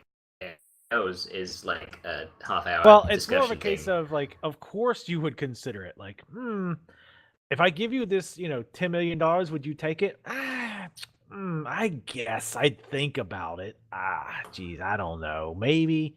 Like, of course they would consider it. Like, Game of Thrones is such a huge thing right now, and it obviously would fit in with their type of game. So I think it's kind Well, of it already no-brainer does. that they That's the would thing consider is it. that the only problem I have with it is that I don't know how they would create a better Game of Thrones game than the mod for Crusader Kings 2. Yeah. It kind of feels like we're already there with that. Obviously, they kind of want the money rather than just like some modder with a game mode that's arguably even better than the original game.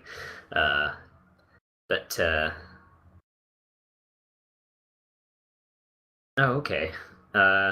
What's up? I just happened to glance over the fact that they're wary about monetizing it or anything because obviously HBO can be a bit touchy.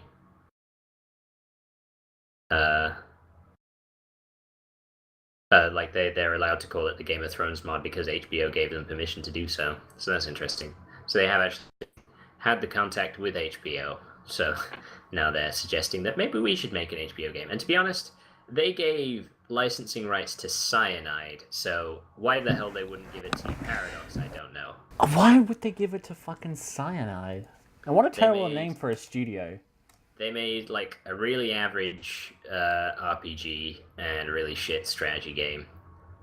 And even in the RPG, they like just chat all over the. Well, basically they sort of. Cyanide made Styx, Master of Shadows. From the. Yeah, no, they eventually made like one or two good games, but. Well, that's just law of averages, isn't it? Yeah, well, they made Styx a long time afterwards. They, yeah, but the game. 2 years afterwards. Yeah, both of those are pretty underwhelming games. But I mean, the Telltale one, absolutely. It's the sort of game that's very suited to the Game of Thrones universe because it's got a real storytelling focus, and Crusader Kings 2 is an excellent platform for simulating Game of Thrones because it has all the intrigue and the scale and the plotting that you could want. Imagine a Paradox Telltale joint collaboration for Game of Thrones. It would be the buggiest thing ever. Maybe, yeah. Well, my dream game has always been Crusader Kings 2 combined with Mountain Blade Warband and made Game of Thronesy, but well, Paradox don't publish Warband, Mountain Blade anymore, and also Yeah, they're independent, aren't they? Yeah, they're independent now. Telltale, not Telltale. Maybe Telltale. No, not Telltale. Tailworlds. Tailworlds, I think. I'm gonna have to check that. I'm disappointed in myself for not knowing it straight off the bat. Tailworlds. So yeah, no, but that's yes. I mean, I can see why they're doing it. Basically, they want the attention, and they're kind of pointing out that we could also make some lucrative merchandise for you, and hopefully they'll buy it. All right, so I think you've exhausted that topic. Pretty much. But here's one ripe for discussion.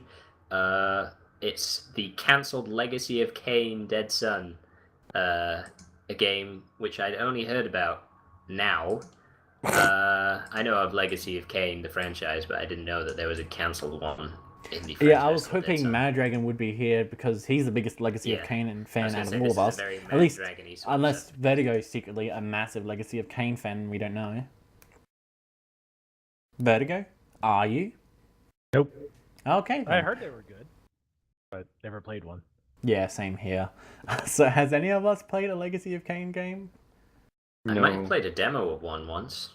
Okay, so as our resident Legacy of Kain expert, what do you think of it? Well, because it looks very Shadows of Mordor-y to me. And even one of the developers commented saying that Shadows of Mordor is basically the game that they were aiming to make. Oh no, wait, it gets onto the gameplay eventually. There's an awful lot of cutscene at the start, though. Yeah, apparently the player was taking his time. This is just one of the 4 hubs that they were planning to make. So it's like Hyrule Field. I don't know if you've played Zelda. I have not played any Zelda games, but I'm looks always trippy as fuck. My God. There is some weird stuff going on, but Shadow of Mordor on acid. Oh wow, yeah. No, it is kind of weird. Oh my goodness. Is it underwater? No. Oh no, they're in 2 separate worlds. Everything looks like seaweed. Yeah, I can see how you can see that. Smoke seaweed every day. Okay. I'll just stick with Shadow of Mordor. So, yeah. Well, you'll have to because this game has been cancelled anyway. So, but it looks like it would have been an interesting game. When was it due to be released? Like, how long ago was it cancelled? 3-4 years ago. Okay.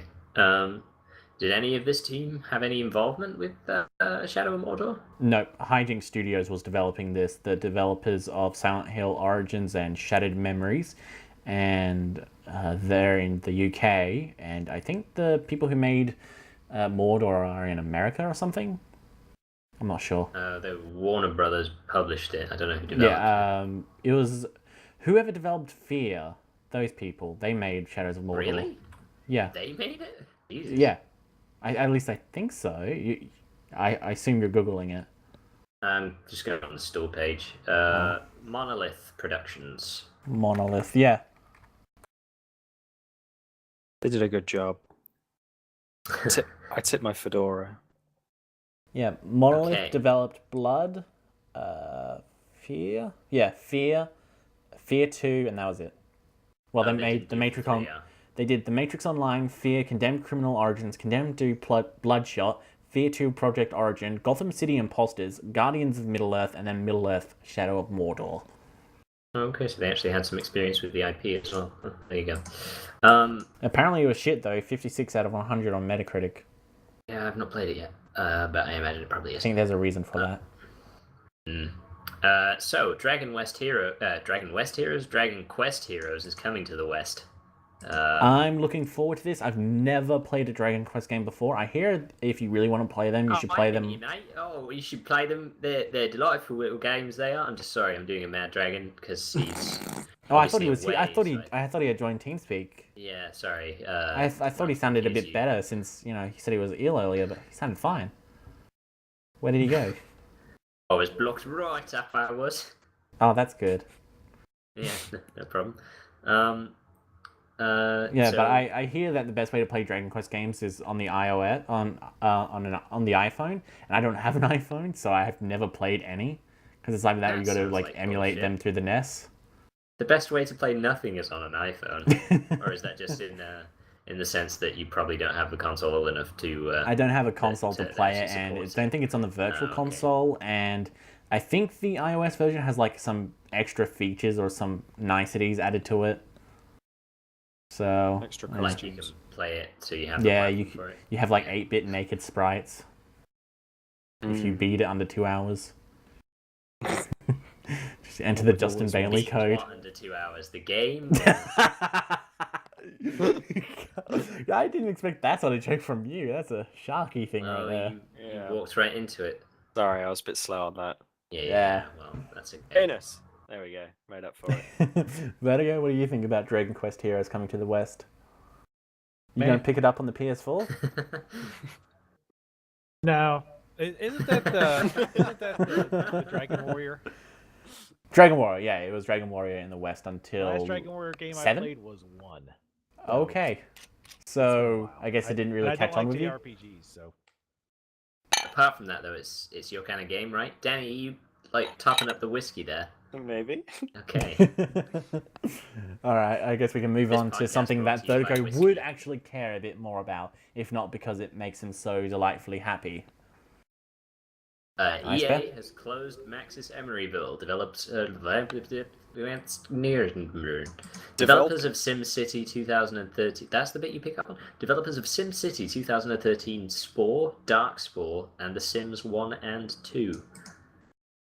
So are you happy they're dead, Vertigo? No. He is. I'm happy that they won't hurt anyone ever again. Well, EA But- still lives, so this is just one of their Right. minions that has died. The main boss is still Right. living. He can still be hurt. You've basically cut one of the tentacles off, is what's happened here. Yeah, Right. it will but just it's one regrow, tentacle, stronger than though. before. They'll just do a merger with another tentacle. It'll buy out another studio. Oh. Anyway, let's stop gamifying this too much. It's So, really sad that basically- they had to close the studio, but the writing was on the wall as soon as the game came out. Like, I mean, Polygon gave it a 9 out of 10, and when that happens, you know the game's dreadful. So, Which one was that one? SimCity 2013? yeah, Arthur Geese Yeah. reviewed it. He gave it a 9 out of 10, and then when the server was terrible, we were like, oh, it's a 3 out of 10. It was a 6 out of 10, and it was just like, what's going on? This is like, yeah, this studio's dead. Yeah, it was not a good final sort of note for them to leave on. It was a hell of a fiasco. Apparently, they had a very tiny studio, and they wanted a larger headcount to work on more of the systems, but EA just didn't give them the funding, so they had to. I am shocked to hear that. Big Papa EA wasn't being fair to its children. It was just putting unmanageable workloads on their shoulders and then, crying when they get voted worst company again. Oh no, that doesn't sound like them at all. Was it That's, tiny, like physically? So there were like 2 people on one computer, or because that would explain. Apparently, there was like one guy working on every aspect of the game. It's like one guy would do all the art, and one guy would do all the simulations, and one guy would do all the programming, or something like that. That's what some dude on sounds Reddit like said. Some kind of hell, I don't know if that's. I mean, obviously, some better citation than Reddit needed, but like, it sounds like it was a pretty difficult time for those developers anyway, just to make something as trashy as SimCity 2013. But Was that guy Mr. Maxis himself? No, that was Will Wright, wasn't it? I just imagine this studio is just one person. Judging by how yeah, it's fucking one guy awful. who wears different costumes. So like, when he does the artwork, he wears a beret, and he's then the art guy. Does he then speak in a French accent and carry baguettes everywhere? Or... No, Danny, no. Oh, sad boys. Does he? Are we No, I'm not. sticking on I'm this? I'm. You gonna go for another one? You taking a second run? Oh, You turned off your targeting computers. Is everything okay? I'm gonna sit here with my whiskey. Be quiet. Okay. They Oh, don't say like oh. how many people were working at Maxis, but I know there is at least one person there, since they tweeted about how they got fired. That'd be quite scary if no one made SimCity 2013. Like that's the game that results when you have a development team of 0. It's just the released mold itself that like was a growing on the spawn of wall at Satan. the development Yeah. studio, and they just packaged it up and sent it out. They went for the old monkeys and typewriters approach to game development. Just gave them the assets from the previous SimCity games. And... Yeah. All right. Moving on. Moving on, and I love it when we have news stories that are like a character being added to the roster of a I fighting know you game do. that I'm not that invested in. So it was a good, it was a hearty relief to me scrolling down the news topics that this week would be no exception. Well, this was a also have Maddragon one these. as well, because I saw like, we've got such a Steam heavy focus. I got to find something for this to is keep him very much- alive. So I very was much a like, all podcast right, of so two there's halves. Charlie Nash, Street Fighter 5. There you go, Maddragon would like that. He's not even here. How He's not ungrateful. So Charlie Nash, as far as you've informed me, is a returning character. Mm-hmm. To... But he looks totally fucking different. He's all robotic and shit now. Yeah, and I'm sure they'll write in a very, very thorough reason for that into this story. Well, it which looks I have no like, doubt they will work judging from the very end, that hard it's on. the dictator who apparently is like controlling him or something like that. Or like classic. Vega or whatever they call him. It depends on the region of the people. I'm And pretty sure Bison. the fan base has written more of the story than the developers for that game, anyway. Though, but I yeah, really Street like Fighter how it 5 looks. itself. Yeah, no, 'Cause it looks good, but it's running on the Unreal Engine looks 4. Pretty similar. Oh, And they probably paid for it as well. Chumps. yeah. And it looks so beautiful. Like it looks like very high animated like very high frame rate claymation to me. Like I just adore how it looks. I don't know about you. I know mean, you- it looks good, definitely, but it's just sort of like I don't see yet what it's adding besides Charlie Nash, because the gameplay looks I know there's a teensy tiny amount that's on show, but like even that looks pretty similar, and they have recently released Ultra, so I'm not sure exactly what it's going to add besides looking better and also. Well, they've got new having moves for Windows Live, the games with Windows characters. Live, but that's so well. Like I mean, I Charlie guess I'm not Nash the is most qualified entirely person to look different. on this. Apparently, he works more like a character from King of Fighters than he did from his original form. Oh, so he's not like a Shoto or anything. A what? I don't know. I think that was a type of character in Street Fighter. I forget. I played Street Fighter with some people who knew about it once. It was a long time No ago. longer. Terrible. Yeah. Well, it's Don't because talk about those dark days. that's the problem that I'm going to have with Street Fighter 5 is that Street Fighter 4 is like a 20 gigabyte install. So how massive is this going to be? Yeah. The reason 20 why gig. Yeah, I know. It's the The reason why I don't Street play Fighter. more of it. I know. It's all those costumes. Gotta have they have this one DLC pack that's just dressing them up in animal outfits for the furries. It's like, what the fuck? I swear it's just like maybe 12 sprites at most. It's a 3D model. Nah.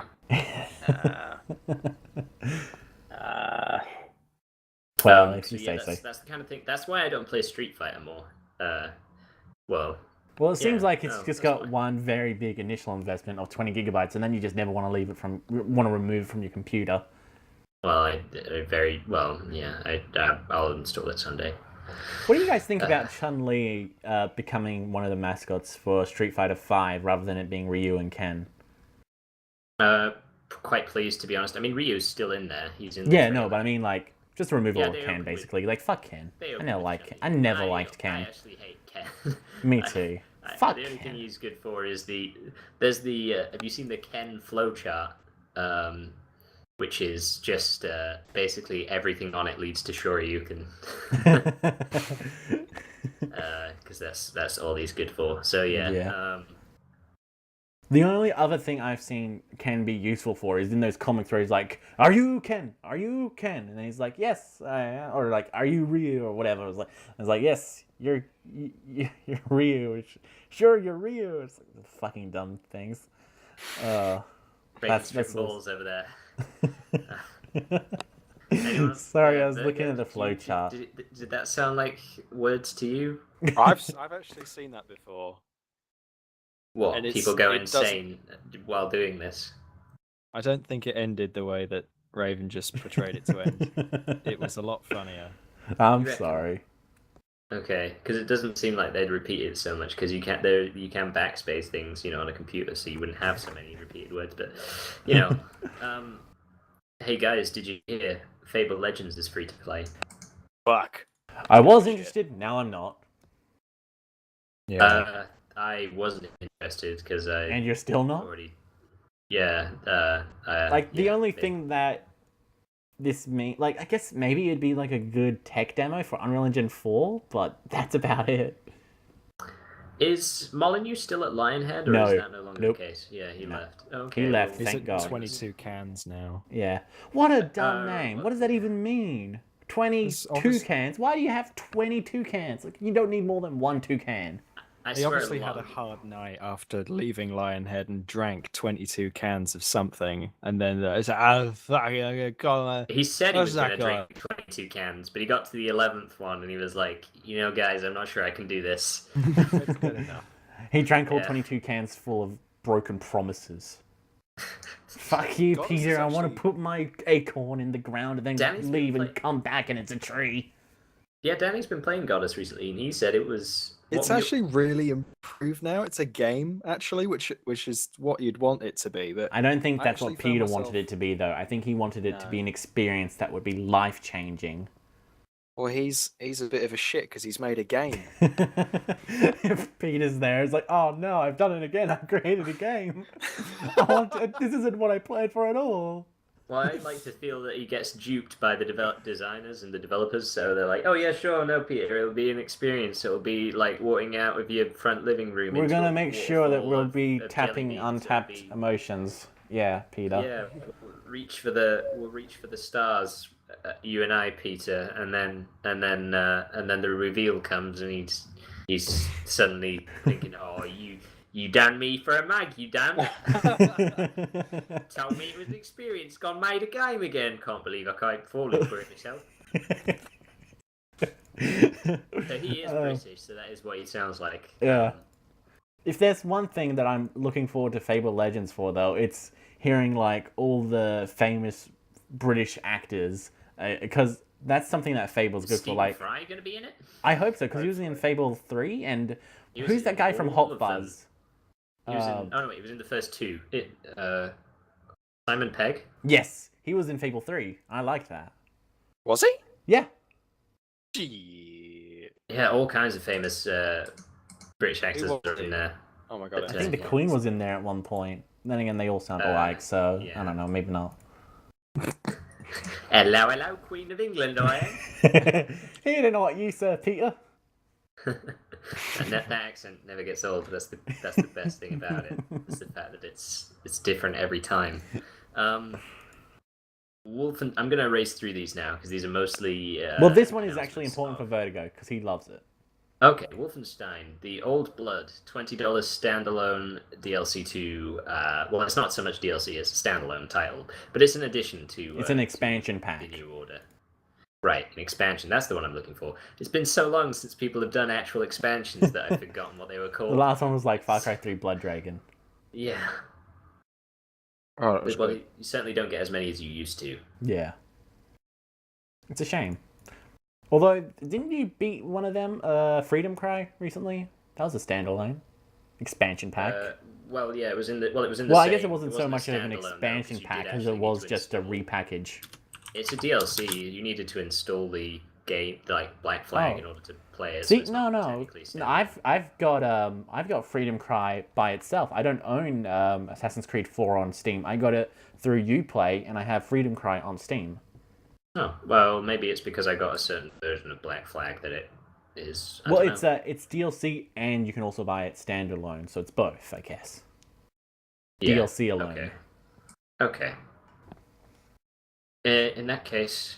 But anyway, Okay, it's a digital only. It's not as common as it used to be. That used to be the DLC. Expansions were the DLC, whereas now they're the exception rather than the rule. But anyway, Vertigo. $20 standalone PlayStation 4, Xbox One, PC. So the old generations aren't getting this. So PS3 and 360 players, even though you got Wolfenstein: The New Order, you're not getting the DLC. I find that interesting. Yay.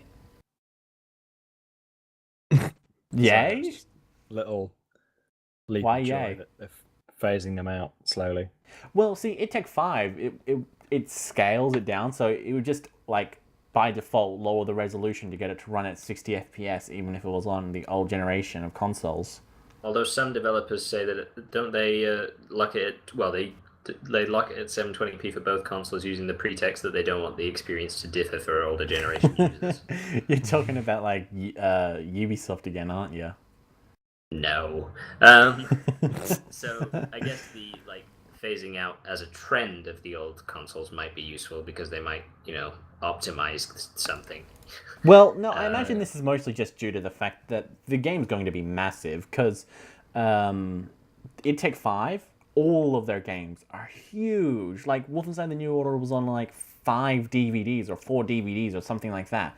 And it just took forever to install it through that. And it's like 50 gigabytes. So I imagine, like, even though it's a standalone, it's going to be much smaller. It's still going to be like 20 gigabytes. But on the Xbox 360 and PlayStation 3, they've got all their digital games have to work on the original releases of those consoles, of those platforms. So, like, when the Xbox has, like, an 8 gigabyte version or whatever, like, it's got to work on that system. So it can't be larger than 8 gigabytes. What's a DVD? I have Australian internet, so I still own those. Digital video disc? I don't know. What does it mean? I forgot. Disc. Very disc. Disc, very disc. That's what it stands Digital for. versatile disc or digital video disc. There we go. Okay. Someone Google it.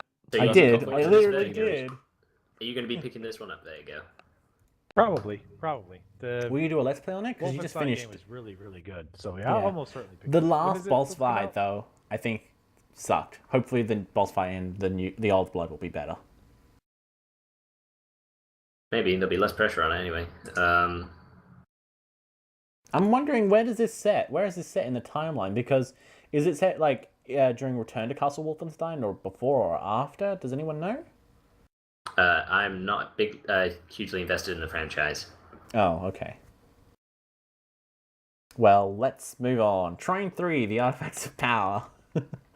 Yeah, that's. I mean, the Trine games have been pretty well received. I haven't actually gotten around to playing any of them yet, but I keep meaning to. I know they're well known for their, really cool visuals and. Yeah, they're absolutely gorgeous. Playing it on the PS4 in 3D, it looked astounding. And but I've never finished one. Like, I got the platinum, which is the achievement you get when you get all the other achievements on PS3, and I hadn't even finished the game. So it's like, I guess I'm done. But yeah, like I'm looking forward to it because it's 3D now, so that's good. Yeah, I was thinking, I was sure it was a side scroller most of the time. Yeah, it is. Okay. It's a co-op. It kind of seems to combine elements of both, because there do seem to be elements, there's like points in the game where it becomes quite side-scrolling based, but then it opens out, especially during combat. Yeah. But no, that looks interesting. I hope that's good. It has every success. I'll pick it up in a bundle 2 years from now. Yep, pretty much. Danny, have you played any Trine games? I haven't. No, I remember. You would like them because they're really pretty, and you'd be like, "Oh, this is pretty." Uninstall when you get. Let's stick it on 4K. Yeah. Yeah, it'd be 4K. Let me find one. Trine 2. And then you'll like this? downsample it from like 16K resolution. Oh, you fucking bet I would. I'd do anything to do. I think my 760 to do that. Trine? Yeah, I bet you would. I bet they would. try not to work too hard on killing him before I buy him a few, but so assuming that we don't have much more to say about that, Vertigo, I think he's busy tweeting about, something that Arthur Geese has done. Trine, I played a little bit of Trine 1, and I played like an hour, and I didn't Trine 1 was very rough and ugly. Really get into it. They recently released a Enchanted edition for Trine 1, which is basically they just ported the original into the new engine and prettierized it, and so that's a much better experience. And so you should give it another shot. Maybe. Okay. I had enough other things to play. It was a free update. Anyway, IceBear, want to move on? Love to, because there's nothing I love. Well, I mean, I do love the whole character added to fighting game roster thing shtick that we have going, but I was worried that there would also be like a podcast where it came and we didn't have a Final Fantasy news topic. Again, proven wrong. So the news this time is that Final Fantasy X/X2 is coming to PS4 on May the 12th. I'm assuming that means something to some people. Not to me, because I've got it on PS3. 10 or 10-2D remaster. God, the numbering system. It's a sequel to 10. What's not to understand? They could at least say, like, Season 10. Episode 2 or something like that. Like, some sort of logical numerical system, but no. So, Maddragon, what do you think about this? Surprisingly quiet on the old Final Fantasy front this week. I think it's really good, but Square Enix still sucks. Because they won't release Phantasy Star Online 2 in the West. Maddragon, that's Sega. Oh, right. My mistake. Fucking Maddragon. Come on, man. I'm so ashamed. But no, yeah, this is good. How long are you gonna keep this up? Just I'll buy it like I do. if you're gonna do an impression, don't make it so on Raven. Talk speed like this, you do.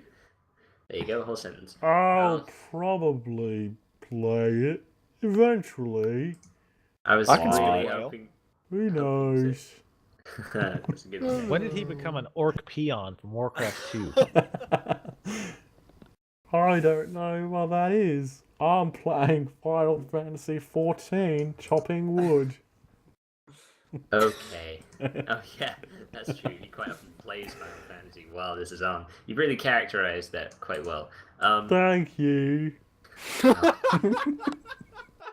I like how the reason he isn't here is because he's ill, and like this affords him the greatest amount of insult that he's had probably so far. I don't mind. Well, there we go. There's my fears allayed. Oh shit. Did you know, guys, that the No, wait. We should stick on this a little bit longer. No. Is this significant in any way, and if so, why? It's significant because Square Enix has long-term plans to get every single Final Fantasy onto the PlayStation 4, and this is just one of those steps towards that goal. They do realize that there's so many Final Fantasy games that need porting that basically there will be a new console generation before they succeed. Well, I assume they're hoping like Sony will be able to like bring it along through the digital channels, like they did with the PS2 and PS1 games. Yeah, that sounds likely. I'm pretty sure they'll do that with every successive generation of consoles. When would they let us down? Well, they've got that PlayStation Now thing, so you can just stream them and rent them and stuff. Great. Yeah, that would.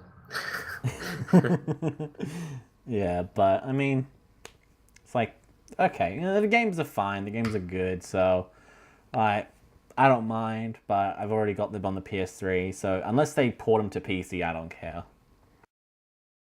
Okay, so nobody cares is the response to that news. I do. now onto something that people will care about. Gone Home, the console version, has been cancelled because they've actually, well, presumably run out of money. There's no link for this one, but... Yeah, sorry about that. Basically, Majesco Entertainment, the publisher who was supporting them, like, fucked up or ran out of money or whatever, and they just weren't able to support them any longer, so that deal fell through, and now Gone Home won't be coming to PlayStation 4, Xbox One, Wii U, etc., etc. So that sucks. I know Vertigo loved Gone Home. Wait, who does? You do. You love Gone Home. Oh. Yeah, it's a shame that they'll lower the number of snooping simulators on the PS4 and Xbox One to 0. But what are you talking about? I mean, Ground Zero still exists. Game. I mean, it was an okay game, but it wasn't like it was no game of the year. But it was all right.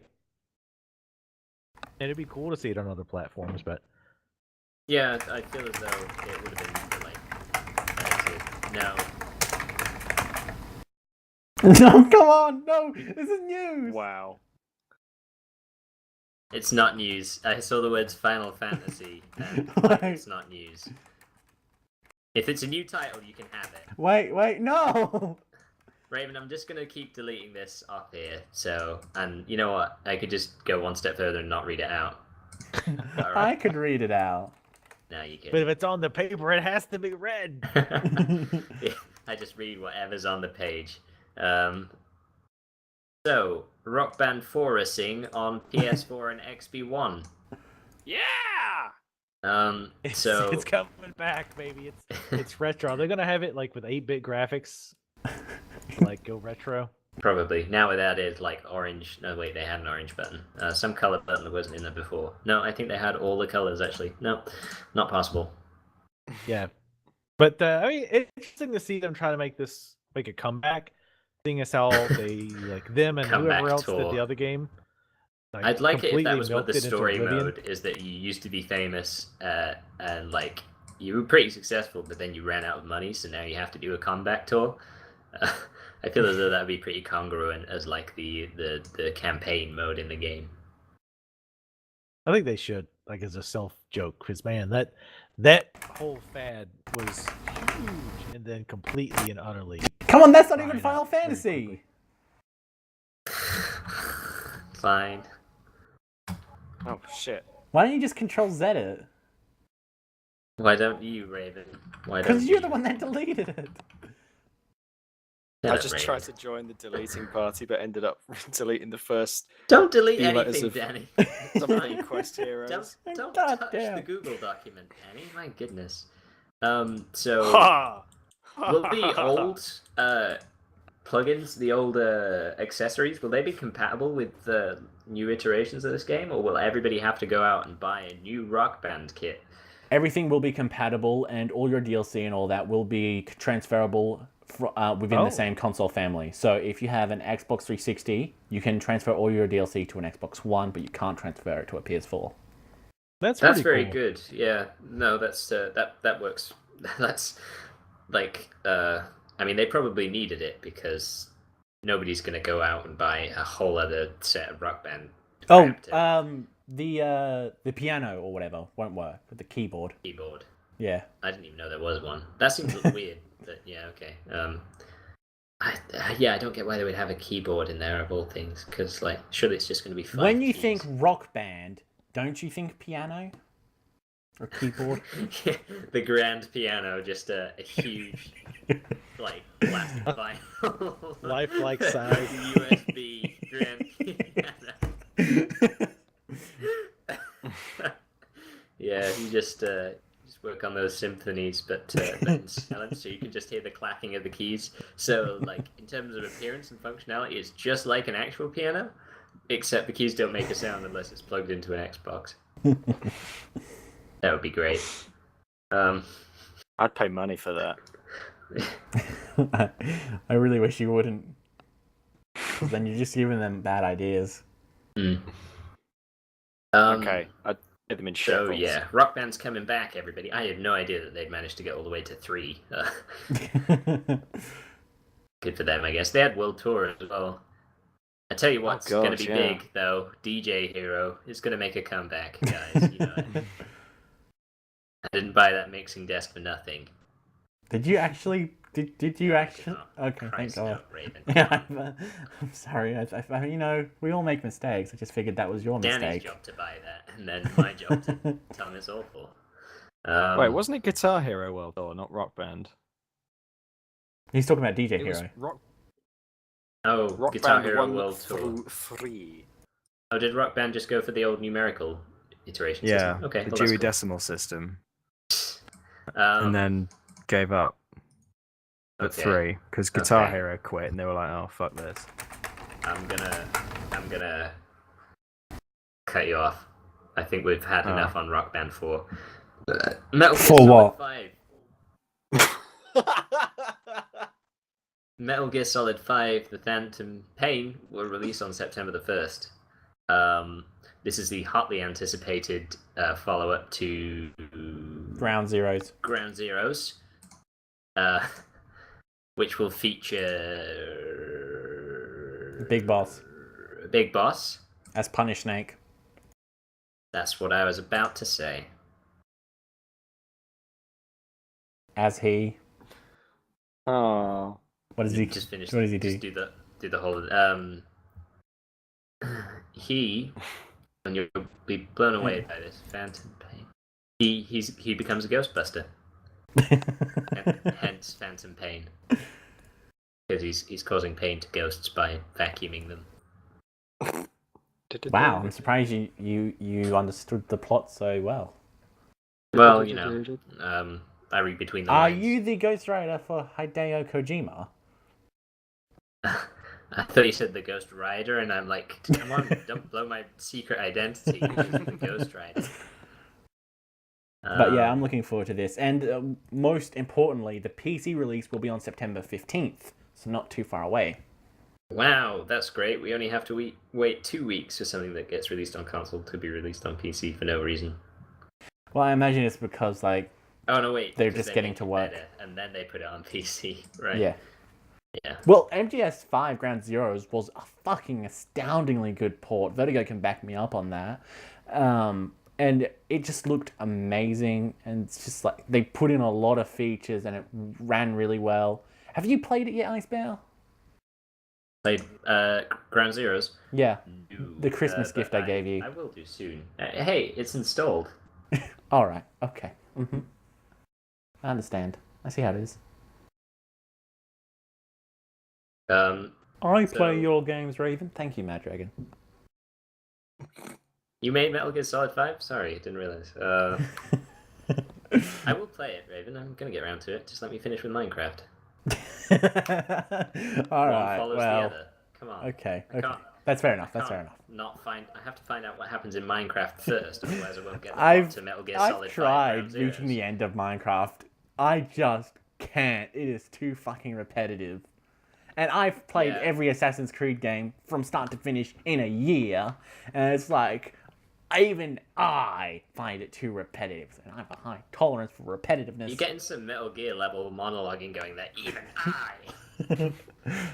What do you I'm playing mean, Assassin's even Creed. I? Assassin's Creed? Oh, that's another thing we should bring up. Metal Gear Solid 5, Big Boss will mostly be a silent protagonist. So I guess, you know, Kiefer Sutherland was too expensive to pay. Yeah. Yeah. It's weird though, David because Hayter went they've round to actually his got house and him... scared him off it or something, I don't know. No, but it's like, it's weird though, is that people say that, like, the reason why he doesn't talk much is because, like, he's too expensive, but they've also got him voicing a bunch of NPCs, like, God, Vertigo. it's just a room of Kiefer Sutherland talking Yeah. to himself. Vertigo. You And there? now I'm Kiefer Sutherland. Well, what a coincidence, how am I? No, but it's That like... to be Kiefer Sutherland, isn't it?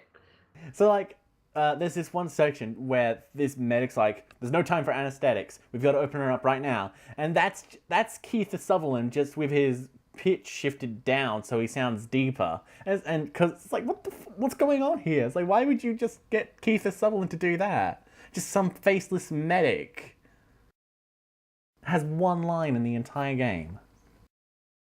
Yeah, that doesn't make a lot of sense, but it's But it's Hideo Kojima, so... So that Maybe- makes perfect sense. So maybe the whole plot twist is that he was in a coma the whole time, and that's why he's hearing himself coming from other people. Ooh, we're on to you, Kojima. Yeah, I could see them doing something like that. Why not? I think Ishmael is also voiced by Keith Sutherland, and so is Big Boss, and so is the medic. And it's like, what is going on? It is a room full of Keith Sutherlands. And just one comes in and is like, I'm here to die hard with a vengeance. It's a good day. Okay, I think that's a good note to leave the news on before we just keep adding to the list and I can't get away. So, we're going to move on to our shout-outs. So, this is where, for those of us who are uninitiated, which is just Sharky, because you never made it this far last time. Congratulations, by the way. Yeah, well done. Shout out to Sharky Oh right my there. god. I feel honoured. Do I get a medal? No. No. Oh, fuck you. I might just leave, just so You I get to don't pay get for to the finish this. TeamSpeak server for another month. So, there you go. Thank you. You're welcome. By the way, what was up Um, with the TeamSpeak just totally crapping itself like a few days ago? Absolutely no idea, actually. It did it again the following day, but I don't know why. I just felt like turning it off for shits and giggles. 'Cause that's what I Come guess on, I like to man. do We're that. working hard here by not paying you. So, Danny, any projects that you're working on that you'd like to give a shout out to? You know, besides the occult and the illegal. Besiege. projects I'm working on. Besiege. Well, there's my degree. You could maybe sort of more Ooh. YouTube based.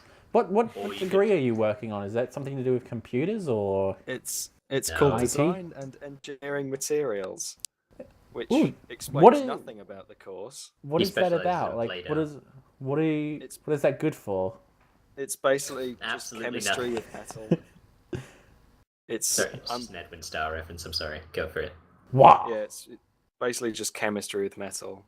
You can learn about Because chemistry that. doesn't usually have metal in it. No. There's just a big gap in the No, periodic chemistry table mostly of involves a man and a woman. Actually, I gotta be fair. It can also involve a man and a man, or a woman and a woman, or a man and another kin, or another kin and a woman, or any other sort of thing.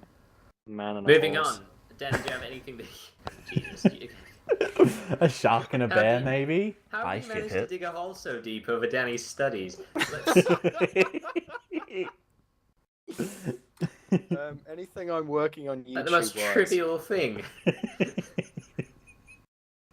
Well, the script for episode 10 of the animated series is done. Yes, Uh, yes, yes, pre-editing. yes. We still have to go over it, but it is more or less structured. in a way that- We're gonna have a new series come out sometime next month, I think. Yeah, this will be the series finale Oh. in which Oh yeah, that as well. Yeah. something happens, and Does then, Bear die? Yes. Does he cry himself to Could you sleep? imagine? Yeah, Sorry. we kill off Bear and we just have one character. It's Sharky The and the channel- bear the still, channel and just it's just him becomes Sharky, just yeah. sitting there. It's like, I should go to the Parallelotron and try and find a replacement. Sharky. And he just can't Sharky find a is replacement. Because No, we can't- that we can't. removal of Bear has just left a hole in his heart that not even Brute Loops can fill. It'll be a spin-off series, you know. Sharky and the Sharky's Sharky. world. Sharky and his cereal going on adventures. There, theme tune, done. Yay. Sharky I and liked his it, cereal. except for the part where Ice Bear was dead. I could live with it. No, you literally So to couldn't. speak. Anyway, so I guess I'm. What am I going to shout out then? You can shout out my Oh, project. That's kind of your job. I will give. Oh yeah, that's something that we've got coming on somewhere down the pipeline. Thanks to Raven, actually, is that we're going to be looking to do more community-based stuff with the channel. And one thing that Raven suggested, which was a terrific idea, was a community play date where we organize like a multiplayer game that we're going to play on a certain date, and our viewers can come along, join in, and we'll record it, and hopefully they can be part of our material. Yes. It's a rough idea, and it's going to be. It's a little great while before we do idea. that. Shut up. I said it's a rough idea in terms of how I'm going to do it. It's a great initial idea, definitely. I'm watching you, Bear. Well, I will yeah, icinate you. So, but I guess that's not a thing out. So I'm just going to go with my Crusader Kings 2 series because, well, it's as far as parts I'm editing goes, I'm into the 80s now. Fuck. Still going strong. That So series deep. is that series is almost 2 years old. Our channel recently turned 2. All kinds of things. But yeah, Oh, let's go with, congratulations! Happy birthday. Thank you. But yeah, let's go with CK2 to wrap things up. I've recommended basically everything we've ever done now. Raven, Yeah. What? shout out. I would like to shout out Sharky's Saints Row 4 Let's Play. It's being updated quite frequently. It probably will continue to be. So, check that out. It has been it's been on point recently. You know, in my XCOM playthrough, when I had you in there, you had golden hair because of your Buddha. I didn't even think the fact that you actually are blonde in real life. Oh, stop it, you. Oh, by the way, IceBear, you survived in XCOM The Bureau until the very end. Maddragon died at the very end, though. So, there you go. You get to survive until the end of a shitty game, but die in the best game. All right, I thought you were about to say you survived until the very end, until an alien killed you. No. That was just Maddragon who survived until the very end and an alien killed him and he bled out. There we go. I replaced him with some oh. no-name guy who I hadn't even given a proper nickname because the squad-based management in that is just shit. Because you can only have 2 people with you. It's like, what the... 2 people! Anyway, shout out. Left 4 Dead has more Anything- people. So yeah, I just started Oh. doing Shovel Knight. So you can check that out on my channel. Did you name yourself Butt? VertigoTeaparty. I know you didn't name yourself Butt, but you should have named yourself Butt because it's a cheat code where if you name yourself Butt, everyone gets the name of Butt. So you, the Shield Knight, and all the enemies, you're all Butt. So Butt's looking for Wow. Butt on his quest to defeat Butt, but Butt gets in his way, so Butt must defeat Butt in order to save Butt. Best Easter egg ever. It's a cheat code. Wow. Okay. It reminds me of like that thing you can do in FF7 where you just name everyone Sephiroth and you try to follow the plot. Before Raven drags this on for another hour. Yeah, that's a terrific call there because he's just mentioned Final Fantasy and By the unfortunately, way, I can't did you reach know? through the microphone and throttle him, so we're gonna have to. Hey, just that's not call very the nice. podcast. I'm sorry, I meant kiss you. Hey, Cameron, Yeah. guess what? What? You know, I was playing Dragon Age Origins. Yes. I got the chance to name my dog, but I can't actually remember having seen the dog yet, so I called it IceBear. And these dogs are the most retarded looking things. So every time I hover over you and it says IceBear and you make a silly face, it makes me laugh. There you Oh, have that's it, adorable. everybody. There you have it. All right. That's it. That's podcast 17 over. Everybody's had their say on just about everything. Can't believe we didn't mention Dark Souls. Goodbye. Bye.